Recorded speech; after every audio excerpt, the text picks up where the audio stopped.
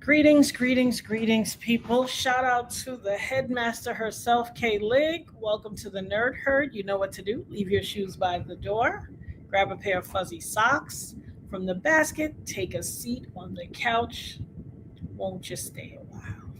It has been a minute, guys. Don't forget to like, share, invite, and subscribe on your way in. I don't know where the folks at. 28 seconds. Oh, hey, Auntie Leah. How you doing, baby? It's been a minute. Your girl is back in full effect, ready to do this thing. How are you? How are you? How are you?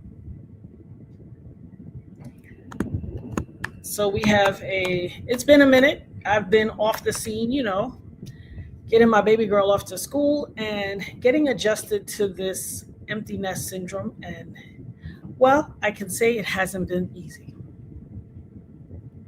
Shout out to Auntie Leah. Shout out to all of my people in the nosebleed seats. Shout out to my people in the bushes. Shout out to the fam in wherever you are viewing us from, whether you're at work, school, in the car, whatever you're doing. Thank you for joining us. It's been a minute. I missed you guys tremendously, but your girl is back at it. Shout out to Honeybee. Shout out to the entire Nerd Herd family that have sent me emails. I have received them all. I have had a proverbial frog in my throat, like the inability to really talk and express myself and get my feelings out. I've been going through, y'all. This empty nest syndrome. I don't know if it's my bag. But, new journey on the horizon, and I'm going to make it do what it do. First and foremost, I'm going to shout out my girl, the headmaster herself, Kay Lig, once again, who always keeps everything running like it's supposed to. And make sure that your girl ain't wallowing in self-pity. Shout out to Auntie Leah. Shout out to the entire Nerd Herd fam. What you guys been up to? What have you been? Don't forget to like, share, invite, and subscribe on your way in. I know it's an unconventional time for me. I'm not usually on this early. It's pretty early. People still at work. Shout out to Ron Smith, aka Fluffy. Oh, my love, how you doing, honey? Look at y'all changing your names up on me and stuff since I've been gone. Hi, everybody. Hi, everybody. Shout out to my neurodivergence. I could never forget you. You guys here, Mr. Hobie himself walking around. Hey, Margie, I see you, baby. I just realized when I saw aka Fluffy. It's been a double-edged sword. It's been joy and it's been, pain, so to speak. This whole empty nest syndrome. I don't know if it's up for me. It's my thing. I don't know if it's gonna be my thing, but I'm here for it. I don't have an option. It is what it is. But guys, I want you to know I received all of your emails, your text messages, your DMs, your comments on other social media platforms. I've received them all and I appreciate it. Thank you for thinking about me. Thank you for loving me. Some of the most heartfelt.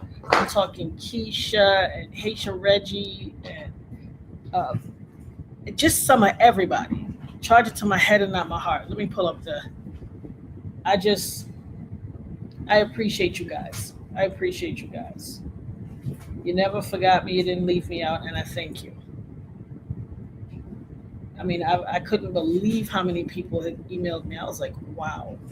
But I was getting my baby off, and it's kind of tough. It's kind of tough. It's when you guys know how I feel about my children, and Nirvana was my last one. And I always say I hit the. Oh, what you said, YouTube is using your names, your @ names, and not your page names now? Huh.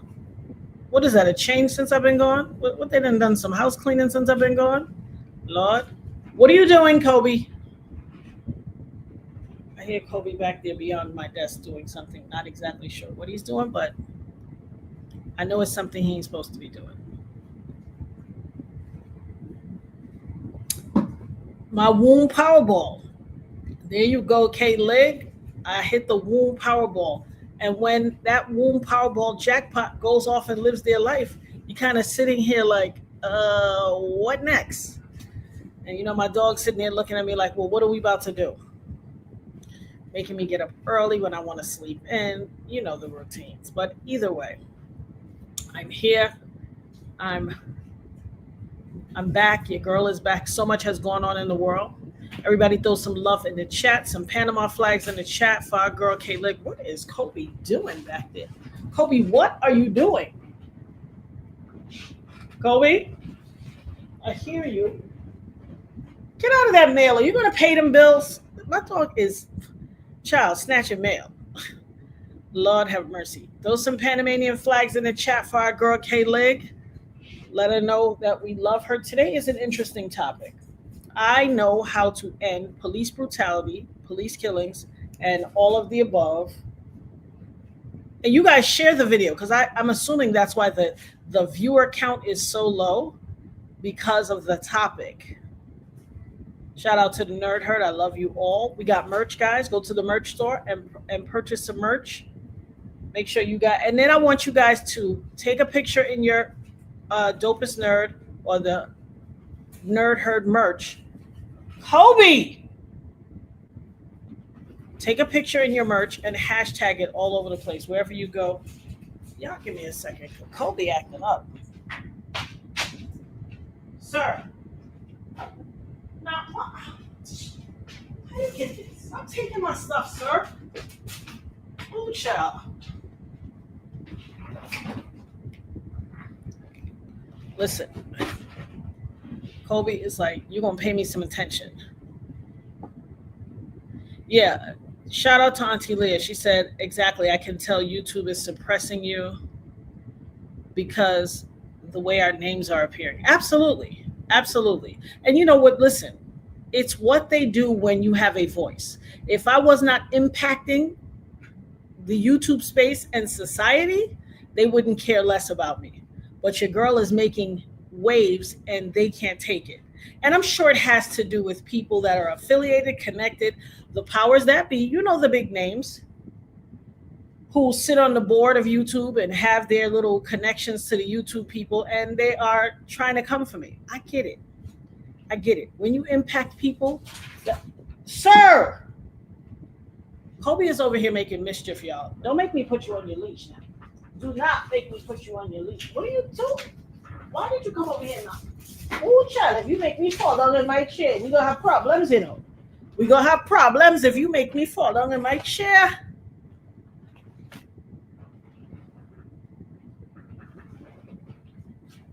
So you see, I advertised this live on other platforms, and I wrote,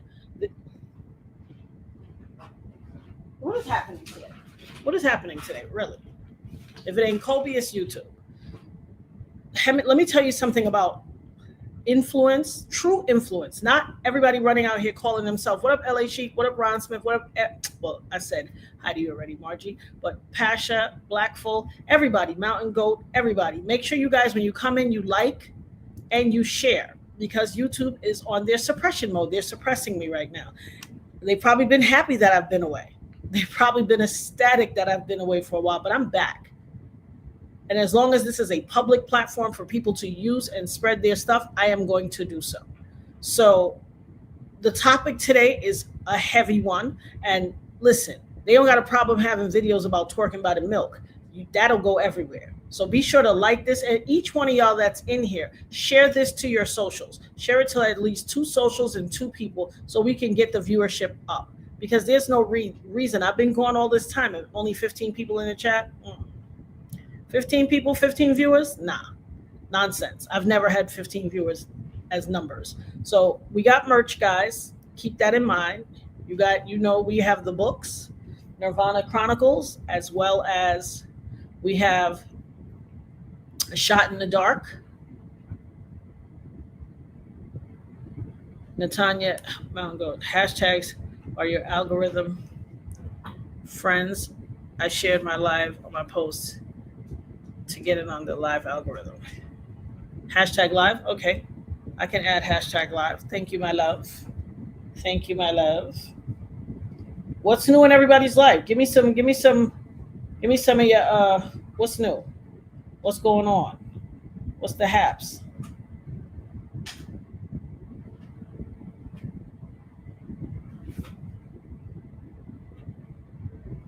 I usually put a bunch of hashtags, and then people be like, "Oh, you don't need to put all those hashtags." Like, honestly, you can't win with this social media game. I guess when you're old, it is a whole new thing. When you're old, I'm old out here in these streets. Because sometimes when I put a bunch of hashtags, they're like, "You don't need to do all of that." So you know how it goes. It's like, as my mother and my grandmother would say, six of one and half a dozen of the other. Yo, Kobe is out here showing out in these streets, y'all, picking up all kind of things, doing all kind of. Kobe, relax, no God. All right, I'm going to pull this whole list of hashtags I got, and I'm just going to edit it and add it into the thing, and let it do what it do. Let's see. But in other news, how are you guys doing? I have missed you guys tremendously. I will tell you that. I have absolutely unequivocally missed you tremendously. But I had to get baby girl off and really just make that my focus. And so I did that. It was an emotional process, I must say. In a moment of full transparency and vulnerability, it was quite an emotional process. And I don't know.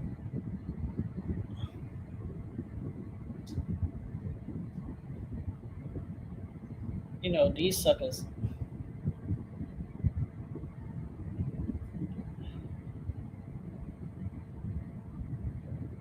They are trying me. They trying me, honey. They trying me. They do not want me to put this in. I have done this edit plenty times, and I haven't had a problem.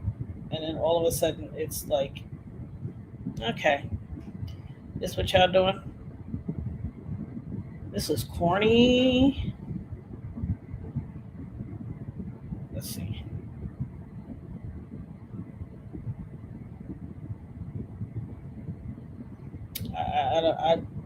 I tried to edit, but it's stopping me from edit.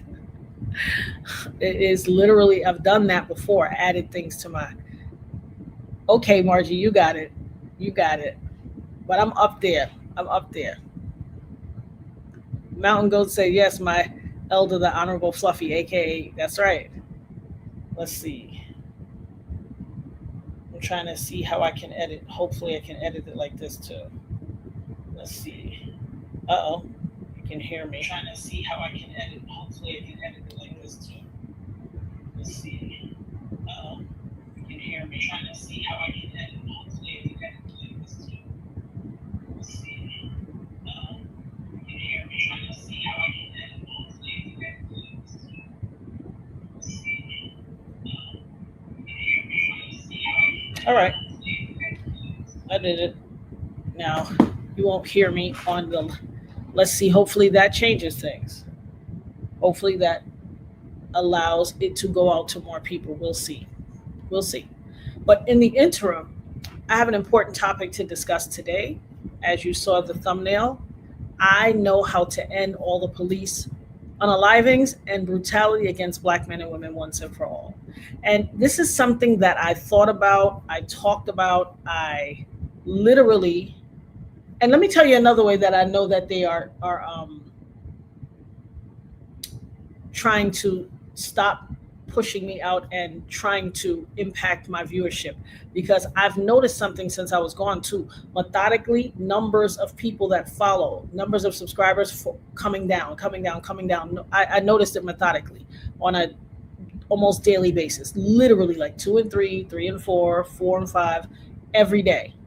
And I've noticed it before. As I was growing, it would still be somebody peeling off numbers too. But they can't defeat me. And let me tell you what it is.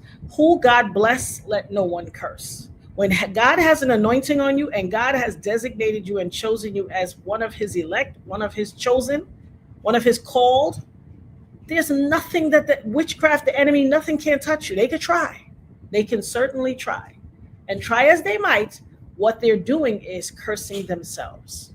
They are literally, whatever they try to do to me, they're doing to themselves. I mean, look at the misfit list of all those people who call themselves coming against me. It didn't turn out well for none of them. Not a one. Run, tell that, old monitoring spirits. That's the only thing they have is monitoring spirits. They really cannot impact me.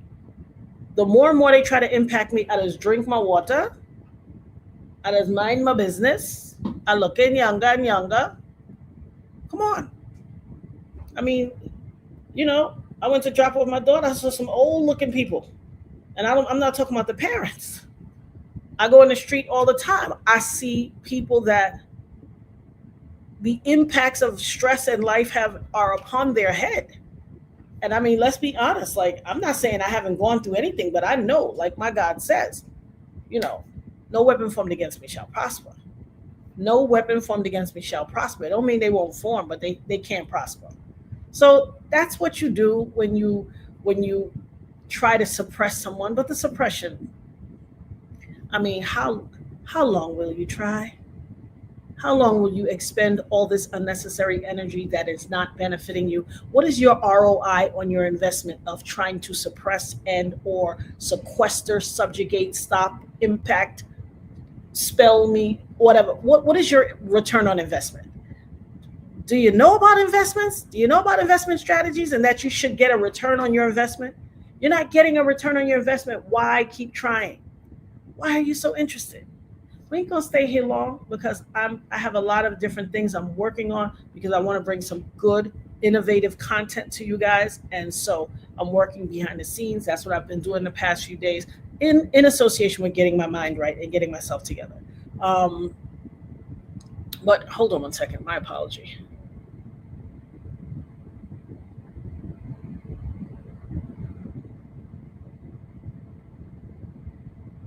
I've literally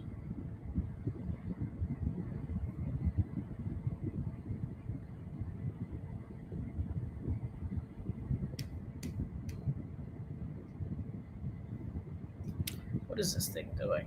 Boy, when I tell you the Hackation must have missed my behind. They missed me plenty good, boy. Plenty good. Po things. Polo things. They really missed me because the foolishness that's in ensuing backstage. But whatever. I won't even, I can't let it, I won't let it bother me. It is what it is, and I won't let it bother me. But anywho, I'm happy to be back. I've missed you guys. Hey, Auntie Baby Mocha. Hey, Cooks Great. Hey, everybody. Hey, everybody. Be sure to drop some love in the chat for our headmaster, Miss K-Lig herself. Be sure to like the live as you come in, guys. This is a very important topic. So I don't have to tell you guys about what has been going on in the world. Shout out to Lisa Bruno. Lisa, I got your email, boo. I got your email. Everybody who sent me messages, I've gotten your messages. I thank you for the love. I thank you for caring enough about me to just check on me. Everybody, I literally appreciate you guys. It has been quite an arduous journey of dropping my baby off. It's been a journey. I'm gonna be very honest. Nobody prepares you. I mean, we talk about everything in society, but one of the comments, and we're going to do that tomorrow, empty nest syndrome. Because one of the comments that I've heard, or topics I hear the least discussion about, is empty nest syndrome. Empty nest syndrome will break somebody who truly love being a parent. It will freaking break everything that you know. It will rock your world, the normalcy of your existence. And I promise you, it has taken some getting used to, and I'm still not there yet. The amount of visits, I told Kay Lake, the amount of visits I make to my daughter's room, her empty room, not empty, her stuff is still in there, but she's not here. And the void is felt. The void is felt. So, Lord of his mercy. Lord of his mercy. But guys, again, we got merch. Go to the store, to the Dopest Nerd store, and get your merch. Take pictures of yourself in the merch, post them. My daughter told me, look at the camera, not at the screen. So take pictures of yourself in the merch, hashtag it, and be sure to post it on your socials, post it everywhere where you can hashtag something. And so we can shout you guys out and acknowledge you. I want to see your merch.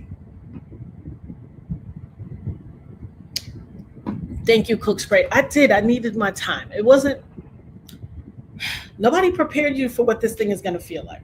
Like literally, no one prepares you for what it's going to feel like. It literally is a new horizon, a new journey in life, but it's going to take a lot of getting used to. Like I've been eating girl meals. I remember my daughter, what they call it, girl dinner. Nirvana told me about that a while ago. Girl dinner. I might eat like, and not even myself, although I'm on my, you know, vegetarian esque, I would say flexitarian, pescatarian, more pescatarian journey. I've been eating a ton of vegetables and fruits and things like that because I'm not a heavy eater in the summer anyway. I think I've said that before. I can't eat heavy meals in the summer. And plus, as you get older, you don't eat as heavy as you used to. I mean, there was a time where, you know, I, in my early days, was a carnivore. And so I liked, a good solid pot roast or a pizza. I don't feel the need to have all of that in my system anymore. And so now that it's just me, I mean, these meals been light around here because I'm like, I don't, being a mom and being a wife and having a family and being West Indian, you don't cook in small portions. Caribbean people cook big portions. We cook, if a family of five decided to visit you randomly, we have enough to feed everybody.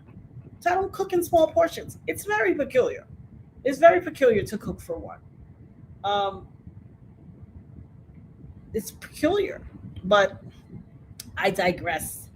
Hey, lovely Cherokee, how are you, my love? Oh, at work. Thank you so much, my love. I appreciate you guys. Yes, it is a feeling that I will not soon get used to, but I will have to. I'll be forced to get used to. They have to live their lives. I'm fully aware of that. But today's topic is very important. So this is something that I started speaking on quite a number of years ago. And I've been saying it for years. God imparted this to me, this wisdom to me. And I actually said it in a phone call about 4 or 5 years ago, talking with, as you guys know, I'm an insurance agent, um, life, health, and accident insurance. Um, and so I've been kind of off the grid with that, so to speak, for some time. But I think there are important conversations that need to be had, especially in light of everything that's going on in the world right now. The wanton disregard for the lives of people, especially, and I don't ever use the term people of color because it centers white people and thus creates the realm where we have something called perceived white supremacy. And I'm not going to tolerate that. I'm not going to participate or uh, I'm not going to enhance any system of oppression. So, Black people and people of other ethnicities, origins, races have not been having a good time in these yet to be United States of America. Shout out to Mountain Goat Productions at becoming a member. We love you so much. Thank you so much for joining the family. Oh, what is this? Thank you so much for joining the family. You know, the official, and shout out to LA Chic, a member for 8 months. Thank you for the, let's see, check out Project 2030 when you can. I sure will. So I thought it was saying you joined as well too. But shout out to Mountain Goat Productions. You know the official welcome on this channel. You're a cousin now. Let me hold a dollar. Welcome to the family, baby, which you've always been. But either way, I thank you so much. I certainly will. I certainly will. Thank you for the super chat. She said, check out Project 2030 when you can. I will indeed. Member for 8 months too. Shout out to you, my love. Um, Absolutely. You can share it on your wall. Absolutely. You guys share everywhere. Share on your walls, on your YouTube channels, share in your socials, send it to a friend, invite a friend or two or 10. You know what I always say. But to get to the topic at hand, we see what's been going on in America. While all these people, whether it was during the election cycle, whether it was during the last few years, all of this crazy hoopla surrounding Trump and his minions, there was this whole dichotomy like, oh, is Kamala actually Black?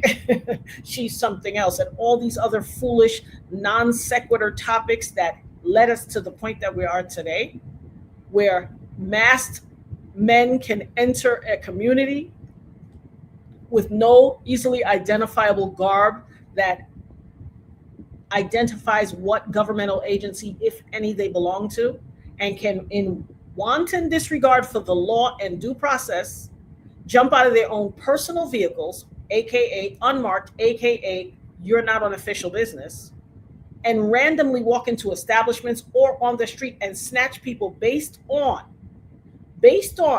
what they look like, snatch them off the street and send them into a facility. Like,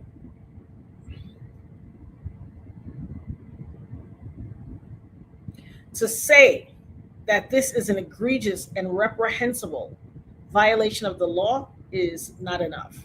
But we know what this looks like. And people who resist find themselves pushing up daisies on the other side of life, in the upper room. Far too often we found people, and it's disproportionately Black men and women, or brown men and women, but predominantly Black men and women. See, America has a problem. Their failure to show contrition for the original sin of enslaving Black bodies and all that it included, and all of the ways they've continued to enslave Black bodies, even though slavery officially is said to have ended in 1865, except for the fact that you can have a slavery, you can continue the system of slavery if people are incarcerated, and so thus they criminalize everything in our community.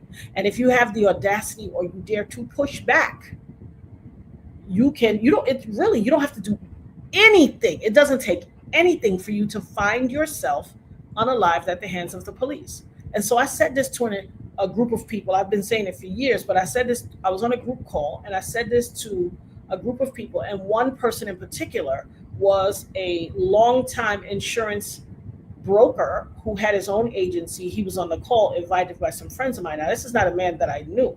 He was just a part of this call, this group call that I was on. And they came to me one day, sometime after, and said, "Oh, we have somebody that wants to talk to you. He said that you said something that changed his life, and he has quoted you every single day since then." And I was like, "What? Who?" I talk. So I didn't know in particular what they were referring to or what they were talking about. And I was just like, "What?" And they said, "He's on the phone. He's very emotional." This man was extremely emotional. And he said, "Listen to me. You said something on a call. It was January when I said this on a call. And this was like months later, probably June of that year. And he said, you said something on a call and it has stayed with me. I've quoted you every single day since then." I said, I said, "I'm honored. I'm touched. What was it that I said?" And he said, and I quote, "You said God imparted and told you the way to end gun violence against Black people at the hands of the cops." And I said, "Oh yeah, I know what I'm talking about. God told me if we want to end police brutality and violence against Black people in these yet to be United States, everyone has to get insured." And I'm not saying this because I want people to get their insurance from me. I don't care where you get insurance, but get life insurance, because guess what? The people who bond police officers, who insure their bond to be able to facilitate the job of being a law enforcement police officer, peace officer, whatever status they hold in their respective states, are the same insurance companies that insure our lives and have to pay out. Baby, let me tell you something. You think Sally Mae know how to hunt somebody down? You think the student loan people know how to hunt somebody down? Baby, insurance investigators? Oh no. Oh, it won't be all this wanton disregard for Black life and killing of Black bodies. See, first and foremost, you will be enriching an entire class of people that you set out systemically in America to keep down and to subjugate. Naga Atlastar, listen to me. Insurance agents will shut it down. First of all, they're not going to license and insure the bond for the police and have to also pay out the insured's family.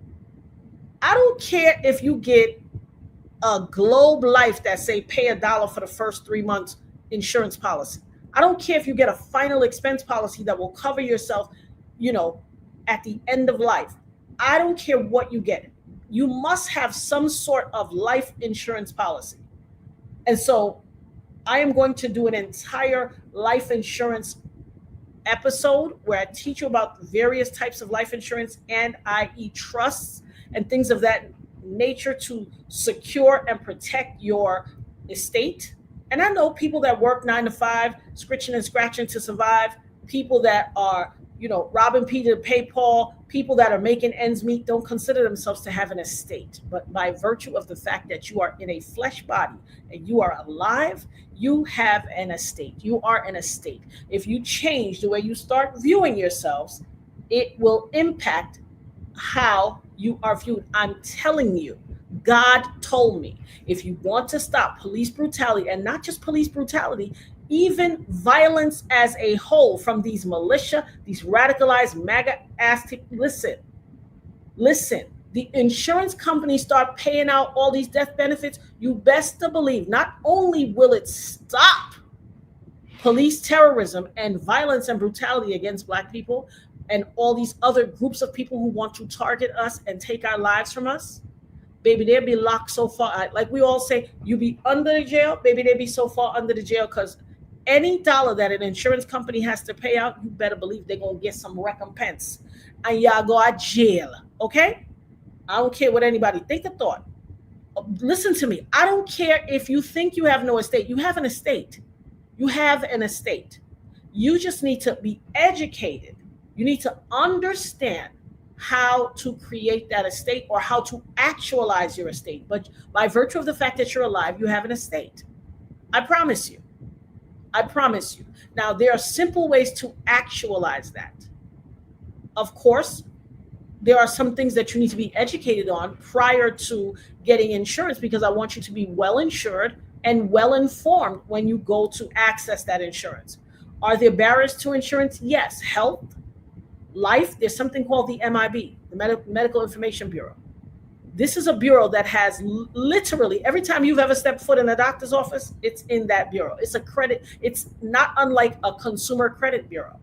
When I tell you they know all your business. So when you go to one of these insurance companies and it says, oh, no medical exam, we just ask a few questions. Have you ever had blah, blah, blah? And you sitting up there lying like, no.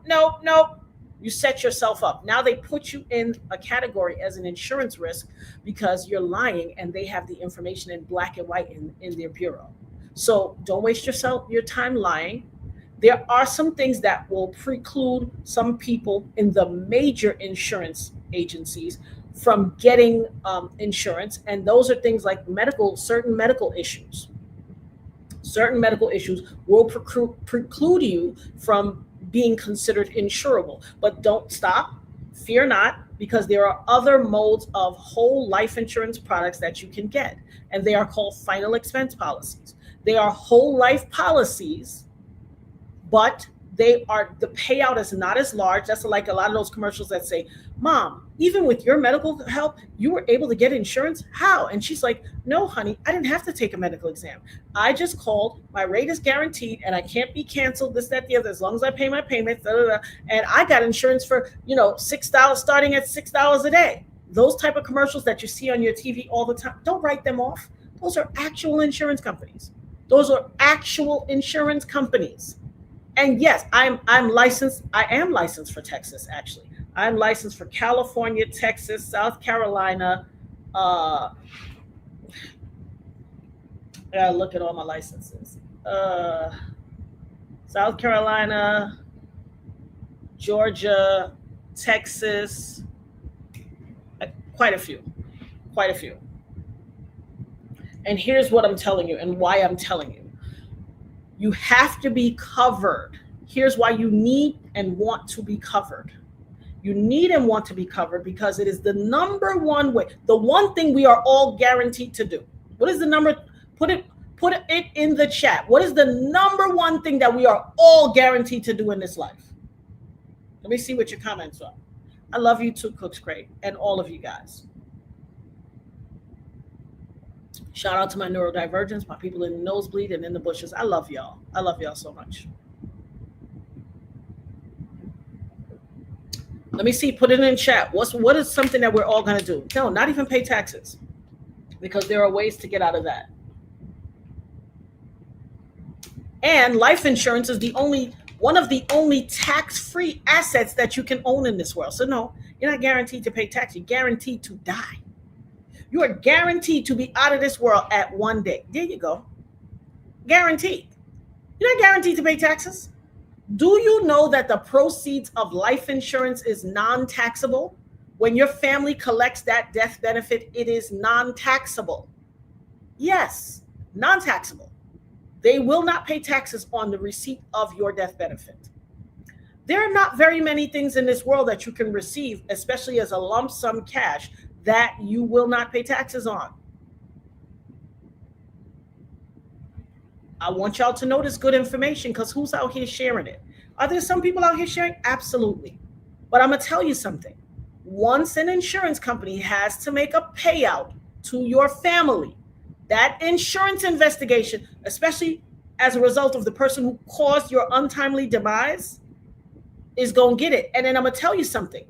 All of this trauma, you're not just going to get your regular unaliving benefit. Let's say a person's life insurance has a death benefit of, let's say you got a final expense policy. Let's say you had an underlying medical condition which made you a major company consider you a risk. And so they decided, well, we either can't insure you or we're going to insure you, but the rate is going to be so exorbitant that you are going to pay a lot of money. Let's say you opted for, you said, okay, what is another option I have? And I say, get a final expense policy. Because there's no limit on how many policies you can have. You can have 5 final expense policies. So let's say, and that can add up to what you need to be able to cover your, and leave, to make sure that you have enough to leave for your people how you want to leave it. So let's say you qualify for a final expense policy, which is what you see on TV that says, no medical question, no medical exam, just a medical question. And not all policies ask for a medical exam. Under a 1.5 million, they typically don't ask for a medical exam. So that's something you need to know as well. But let's say you get a final expense policy and your top payout is $35,000. That's what your death benefit is. Do you know that if someone hurts you, and let's say you accidental death and dismemberment, that's double indemnity. Double indemnity. So you're not just getting the face value of the thing, you are also getting an accidental death and dismemberment policy. Do you know that you can, if you have life insurance and let's say you have a pre-existing condition, and pre-existing conditions are not totally disregarded, but let's say you have a pre-existing condition where they say, okay, you'll have a policy, but for the first 2 years, it's a conditional policy. So if something happens within the first 2 years, you will get a return of all of your premiums. But if something happens after your 2-year and a day mark, you will get the full face value of your benefit. Now, let's say you succumb to an accidental unaliving. You see things that happen out here. You go to Walmart, you minding your business. You like, let me run to Walmart and pick up some art supplies for my kid and such. And then you end up as an accidental, not unlike your girl, an accidental innocent bystander. That's considered accidental unaliving. Accidental death and dismemberment kicks in double indemnity. So there is an additional fee. You can have up to 5 times or 5 lines of accidental death and dismemberment. Up to 8, with one particular company I was with. Yes. You pay an extra little fee for it. It's not super expensive. Do you know that if you are on the conditional thing, and let's say they say, well, you have a medical issue, and so your policy will be conditionally covered for 2 years, up to from birth to a certain age is 3 years, and then from a older age like senior, or let's say midlife to senior until they stop covering you, is 2 years, because you have a shorter period of time before they say you're young, you have a longer period of time to have this pre-existing situation, and once you reach a certain age, you have a less amount of time. You can get just an accidental death and dismemberment policy. When you open a bank account and your bank will send you that life insurance policy and it'll give you a free $1,000. Listen, take all of those policies. Now, I'll let you know. A lot of people say, oh, this is what I've heard a lot. Oh, I don't need life insurance. I got life insurance through my job. AKA you ain't got no insurance.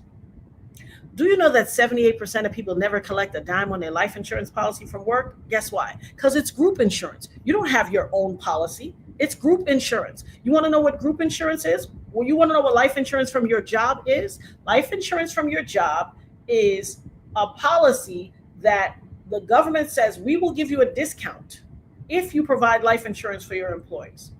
And so that's a tax break. Also, 401ks, we're going to have another episode about that. 401ks are not your friend. You want to know who says so? I like to, I always say, cite your source. My source for the fact that 401k is not your friend is the man who created 401ks. He said it was one of the worst things he ever did, and he wished he never did it. You want to know why? Because they're taxed so heavy, and you have so many limits on collecting from your 401k. By virtue of the fact that you have to wait till the age of distribution, approved age of distribution, to start drawing from your 401k, and you got to take a draw before a certain time, your money is chopped so heavy from a 401k. There are other things that you can do to gain money, to build wealth, and receive money throughout your retirement.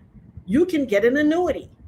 An annuity is a great way. You have to put a lump sum in it. One of the smaller annuities that you can deposit money into is $5,000. But listen, what up, Haitian Reggie? My love, thank you so much. I received your email. Guys, I got a tearjerker for you guys. I'm gonna see what he says. If he and I received everything. Thank you so much for all the work. Thank you for the song, everything. God bless you, brother. First of all, I know you've been watching, and I know I felt so valued and seen and loved and honored from your email. I promise you. If he says it's okay, I'll read you guys his email. It was an absolute blessing. I saw it when I was away taking my daughter at college, which is why I didn't respond, because I was so emotional, but I digress. Yes, I see. Who is it that put it in the chat? Charlotte said, remember those Gerber baby life insurance policies? Yes, those still exist. Those mailer inserts come in your mailbox from all the circulars and stuff like that. You can find it online. If that's all you can get that. I want you to know about another. I was saying something and I threw myself off. But if you have, like I said, pre-existing conditions and all you can get is one of those small policies or a final expense, just get that until you build up your health and all of that and can qualify. You're welcome, my love. No, I'm serious. Guys, Haitian Reggie sent me the most amazing email. So heartfelt. So I promise you, it touched me. I was reading it to my kids. I was snot crying, okay? Snot, like, like really, I appreciate you. It means everything. And that right there is the reason why I do what I do. And I appreciate you so much. Sak passe, baby. I appreciate you. I really do. Like, really. Shout out to him. Y'all throw some love in the chat. Throw some Haitian flags in the chat for Haitian Reggie. Because, baby, when I tell you he honored us, not just me, the whole nerd herd, he honored us. But what he said, the words he said to me was, my God. If he says it's okay, I'll read the email. It's up to him. That's right, baby. I'm just so honored. But I want y'all to ensure that you're covered, because let me tell you something. If you have a life insurance policy on your life, I guarantee you if we could do a joint venture through the nerd herd, if I can do a strategic alliance with an insurance company, some major company, or doesn't even have to be an insurance company. It could be someone else who has another big corporation who has a vested interest in preserving Black lives. If I could do a strategic relationship with them and we could get, I don't care if they were small $25,000 policies on the lives of all young Black men, we would surreptitiously end police violence on young Black men instantly. Young Black men and women, instantly. I guarantee you, if I could do a joint venture with someone, and those of you who are watching and listening, and you are a corporate entity who has respect for Black life and wants to preserve Black life and give our young people a chance to grow and learn and be a blessing to this world, and you want to sit down and have a discussion on how we could do a strategic alliance, please let us do that. It will end the killings of young Black men and women and brown men and women instantaneously. Instantaneously. If we did something and got all of them, or a large proportion of them, insured. See, here's the deal. As much as I would like everyone to be insured, even if we didn't get everyone insured, if we got a large subsection of society, of young black men and women in society insured, and the population at large wouldn't know which ones were insured or not, we would end violence against police brutality and violence, and regular inner city day-to-day violence too, because your ops don't want to make your mama what they consider rich. The ops doesn't want to take you out and enrich your mama. If they hate you, they hate you. They don't want to enrich your family. I'm telling you, it's going to stop the killings. Like, God already dealt with me on this years ago. Something came up in me the other day. God reminded me of what he had said to me. And it's the truth. And this is what this man said to me. He said, I said this. And in the conversation, he said, he quoted me every single day after I said that. That was about 5 years ago. He quoted me every single day in every conversation with a prospective life insurance client and a prospective life insurance recruit, to recruit them to be agents in his agency. Every day. Hey, Desert Druzy, I love you and I miss you, boo. Thank you so much. I missed you guys so much. It's all good. Nobody needs a late pass today. Nobody needs a late pass today. This is a long time coming. It's so imperative, because here's what's going to happen. If you get a large cross-section of society, even a moderate cross-section of society insured, and the police don't know who's insured and who's not, guess what they're going to do? Not take a chance. The same insurance companies that insure police insure their bond to be able to be peace officers or law enforcement or post-certified or police officers are the same insurance companies that have to pay these payouts. They're not going to pay on both ends of the spectrum, maybe. No. I tell you, insurance investigations, bar none. Bar none, baby. You think your baby father cheating? Let an insurance investigator look it up. He'll tell you all the tea, one from top to bottom. See, the investigations aspect of insurance is top-notch, bar none, nothing better. And if they think they're going to randomly take out young black men and enrich their families, they're not going to do it. See, what we are playing to is there's white supremacy, their desire for perceived white supremacy, their racism. We will not finance, and they will not finance, the upliftment of a black race if it comes at their own hand. I'm telling you what I know. I'm telling you what I know. If you have young people in your family, get them insured. And like I said, I'm a life insurance agent. You do not have to use me. There's life insurance agents all across this country. You are not obligated to use me. What I'm saying is, it is what you should have. Because here's the deal. The one thing that we will all do is depart from this earthly realm at some point. And life insurance is a way to tell the people that you love, I love you, even if I'm no longer in this earthly realm with you. You're providing for the inevitability that your absence will help elevate your family, enrich your family. You never were able to buy a home? Well, here's the deal. Let's say you worked all your life. You came from, lower socioeconomic status in your life. You came from a poor background. Your parents didn't have. Our people were largely uneducated to a certain point in life. Of course, we've made tremendous strides in the last 60, 70 years and 100 years. But even in the last 60, 70 years, we've made tremendous strides. I would even suffice it to say, as much people don't want to acknowledge the Cosby Show and A Different World, single-handedly created upward mobility in a time where you have to remember the synonymous impact of A Cosby Show and A Different World. Remember, Make America Great Again did not start with Trump, contrary to a lot of you people know. A lot of people might not know. A lot of people might not realize this. Make America Great Again did not start with Trump. It started with Ronald Reagan. And so by contrast, in the 80s, when Ronald Reagan was president and espousing Make America Great Again, All of this rhetoric Trump is saying, it's not new. He's a copycat. Trump is an imbecile, and he has not come up with a friggin' independent thought ever. This whole spiel is Ronald Reagan's spiel in the 80s. And simultaneously in the 80s, when they were trying to denigrate us and uplift themselves, we had a counter narrative to that. We had people able to sit in their households and see a Black family on TV with a mother who was an attorney and a father who was a doctor, and children that were being well raised, not struggle culture mentality, not gaslighting and hate of how you deal with your kids, not all or any of those things. A stable, well-developed household where people felt that you can look up an officer's bond. You can look up the police officer's bonds.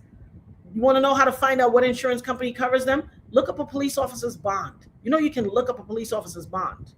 Go look that up. You'll be able to find that out. Martha Cardiel said, I'm the only college educated in my family, but not necessarily the one with more earnings. That's okay. That's okay. If you don't have the most earnings, you still have the capacity to uplift your family. You still have the capacity. Let's say you have a family, like I was saying, that never, they didn't want the accomplishment of a Black family on TV. They did not want that. And that has a lot to do with what has occurred. But we have to acknowledge that the stability that the Cosby Show displayed to Black families changed the narrative. It changed the narrative of how Black people were able to view themselves, because up until then, all we had was, and no disrespect to these other shows because we love them, What's Happening. Shout out to, listen, I don't know if y'all saw my post on social media about Dr. Danielle Spencer. All week, the week I had to take Nirvana away, all week, D kept coming up in my head. When I was a little girl in Trinidad, they used to call me D because I was, outspoken and chatty and I'm telling mama. And, I was that kid. And so they used to call me D. My personality reminded them of D from What's Happening. And I got called that for years. All of a sudden, about a week and a half ago, D was in my spirit. So much so that I talked to Nirvana and Donovan about it like crazy, my two of my kids. And we even watched episodes, sat down and watched episodes. Then I kept seeing all these numbers. And I told one of my homies, I told my homegirl, like, oh my God, something connected to Roger is going to happen. I keep seeing all these signs. And she's like, what are you talking about? She's like, no, it's going to be something good. I said, no, something connected to Roger is going to happen. Well, my husband, Roger, his nickname is Rerun. On the show, What's Happening, Dee's brother, his name was Roger, and his best friend's name was Rerun. That's where my departed husband got his nickname from. And I kept seeing, I thought something connected to him was going to happen, but it was just from, God was just letting me know that something was going to happen. I kept talking about D, kept watching What's Happening. Hey, watch What's Happening in years. And then I told my girlfriend that something's going to happen. The very next day, D was, rest in peace, passed away. I could not believe it. I was like, I could believe it because I understand the gift, but still, it was still shocking. But that notwithstanding, all we had prior to the Cosby Show in a different world to illustrate Black life, not only to us, but to other people in the world who may not have personally known Black people or interacted with them, was That's My Mama, What's Happening, Good Times. Those type of shows that illustrated somebody was always a gang member, somebody was always a thief, or episodic shows that showed Black people. Somebody was always a prostitute, somebody was always a drug addict. Come on. We never had that kind of wholesome, stable life illustrated to us and the world at large until we had the Cosby Show. And so it's not lost on me that the impact of that changed how, not only how we saw ourselves, but how the world saw us. Those two shows single-handedly improved the quality of life in the Black household. It told us what we could aspire to. Of course, there were Blacks that already knew that and had that life and had achieved those things, but there was so much more that did not know it. And until they were able to witness that, they were like, okay, we could have something more. Yes, Haitian Reggie, understanding a gift is always shocking. And I've had this gift for a long time. Shout out, Tony. I've had this gift for a long time, but it never fails to me. It's just because God is so omnipotent. God is so amazing. And this to God be the glory for it all. This is all God. It is not me. I am merely a vessel. I am merely a vessel who has completely submitted myself unto God, opened my ears and my eyes, and participated fully. Absolutely. We had Amen and 227 and all those things. Absolutely.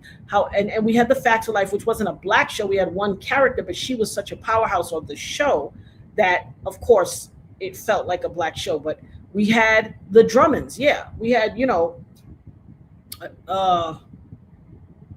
what was the show? Different Strokes. We had Different Strokes.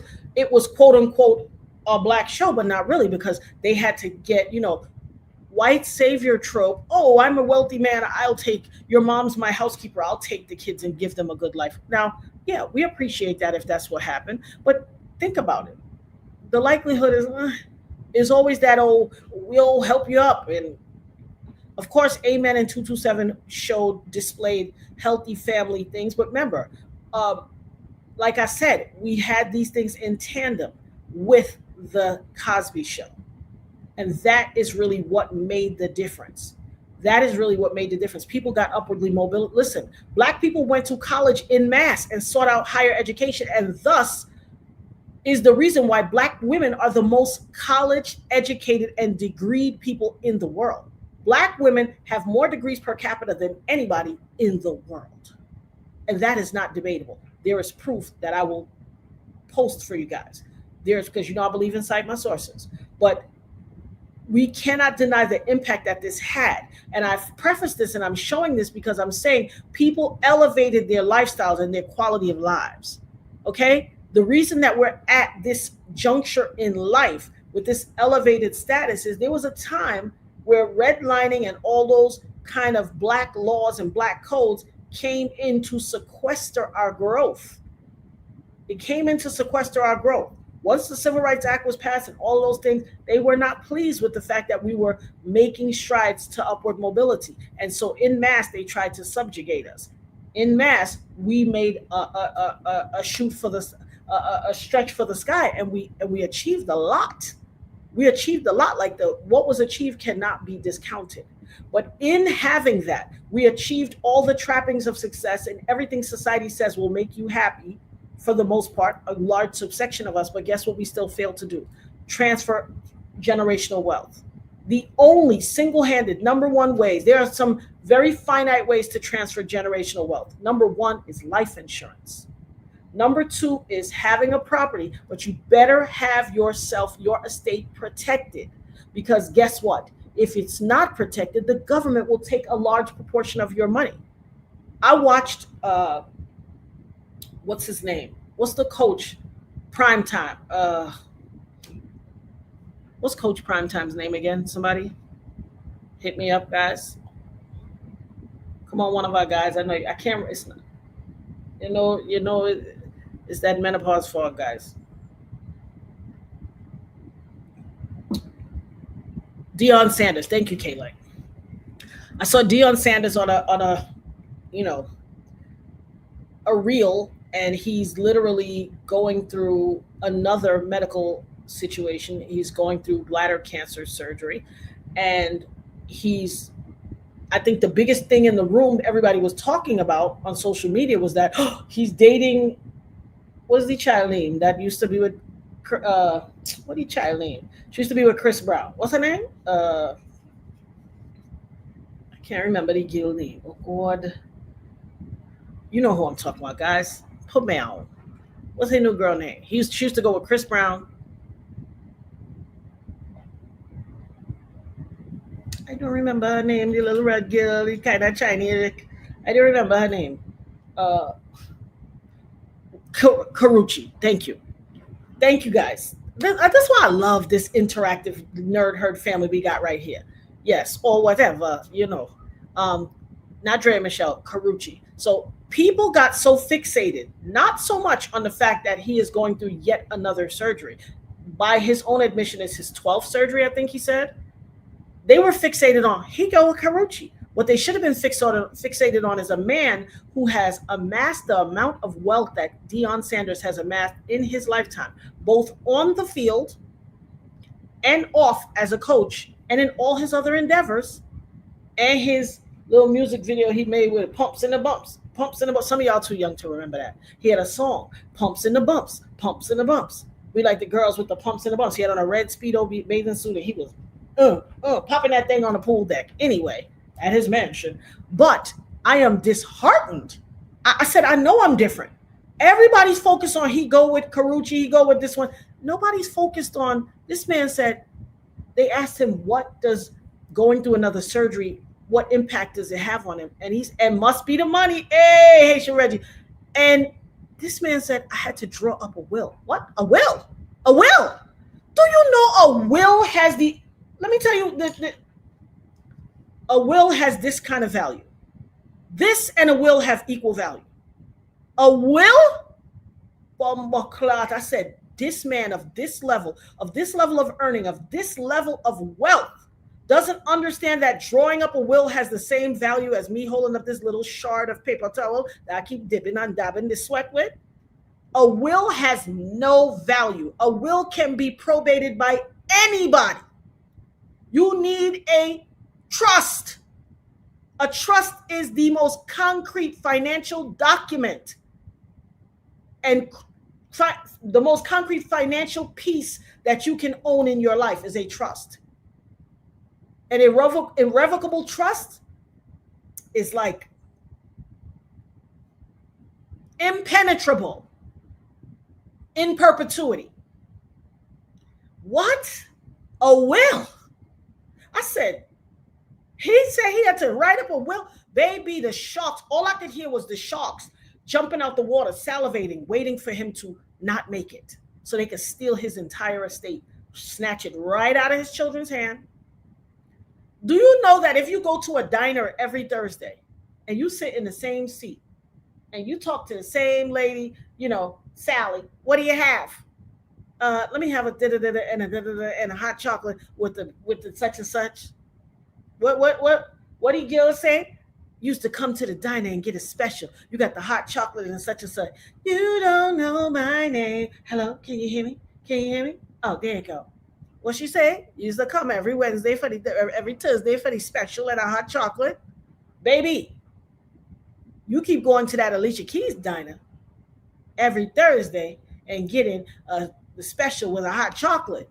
Do you know that lady in the diner could probate your will and say, oh, he used to come here every Thursday and get the special and a hot chocolate. And he promised me when he died, he going to give me some of the money, half of everything he owned. Do you know that lady could probate your will and tie up your will? And your entire estate will be eviscerated by the time it goes through probate? Because probate is not our friend. Probate was created to wither away at what you got till your kids ain't got nothing. And you got to sell the last of what you got to pay off. What?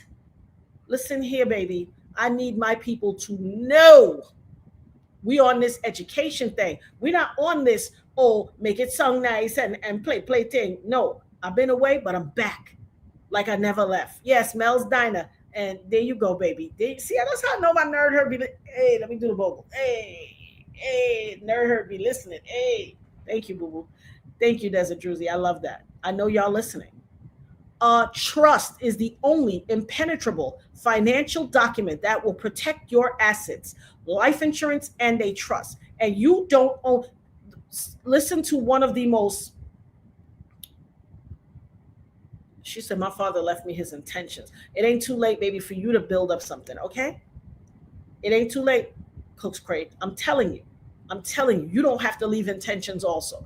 The only solid way to grow our socioeconomic power, status, pass on generational wealth is to leave a trust, irrevocable trust. And if you have kids or nieces and nephews, let's say you the cool auntie, the rich auntie, uncle, and you got let's say you got a nephew that you know he has promised, you know he's going to be something big, but he's a little wackadoodle right now. Little wild with it, has flights of fancy. Every cookout, he got a different girlfriend that he's in love with. You can put a spendthrift clause in it on his behalf. You can designate in advance through his spendthrift clause. Okay, I want him to get this portion when he gets this age. He is not to get another portion until he gets this age, and he has to do this, and this. You've seen the movies. My dad left me his his estate, but I have to get married, find get a great hobby, achieve this, go to school, get a degree, this and that for me to get the whole estate. And I have to do it by such and such age. We've all seen those movies. That's called a spendthrift clause. That is what you can put impenetrably into a trust that will require the beneficiaries of the trust to fulfill certain things and only get payouts at certain intervals in their life to prevent them from blowing this jackpot. And when I say jackpot, I'm saying it because whenever people haven't personally worked for something and they get a big windfall of money, it is a jackpot. The same value is not allotted to it.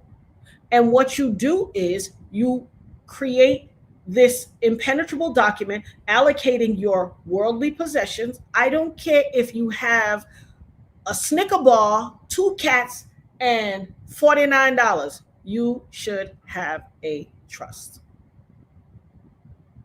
Because to not protect your assets and decide where they will go and who will inherit them is the same as giving it away to the state. Because guess who's going to come and take it? The state will take half of everything that you have. You have life insurance and no will? Maybe. Are you asking for it? Now, what you can have in association with your trust is a pour over will that says, this trust was created on this date. These were my wishes on this date.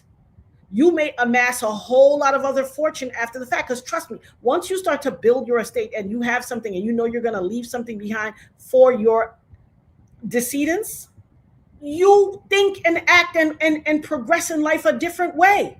You hold yourself to a different esteem and you pursue life in a different way. And I'm telling you, so once you establish your trust, and it's right here, this is your trust, this fist. And this says, these are my financial wishes, and this is how I want my estate to be divided and allocated. Now, everything else you earn after the fact of that, and we speak prosperity and abundance. I speak prosperity and abundance over the entire nerd herd.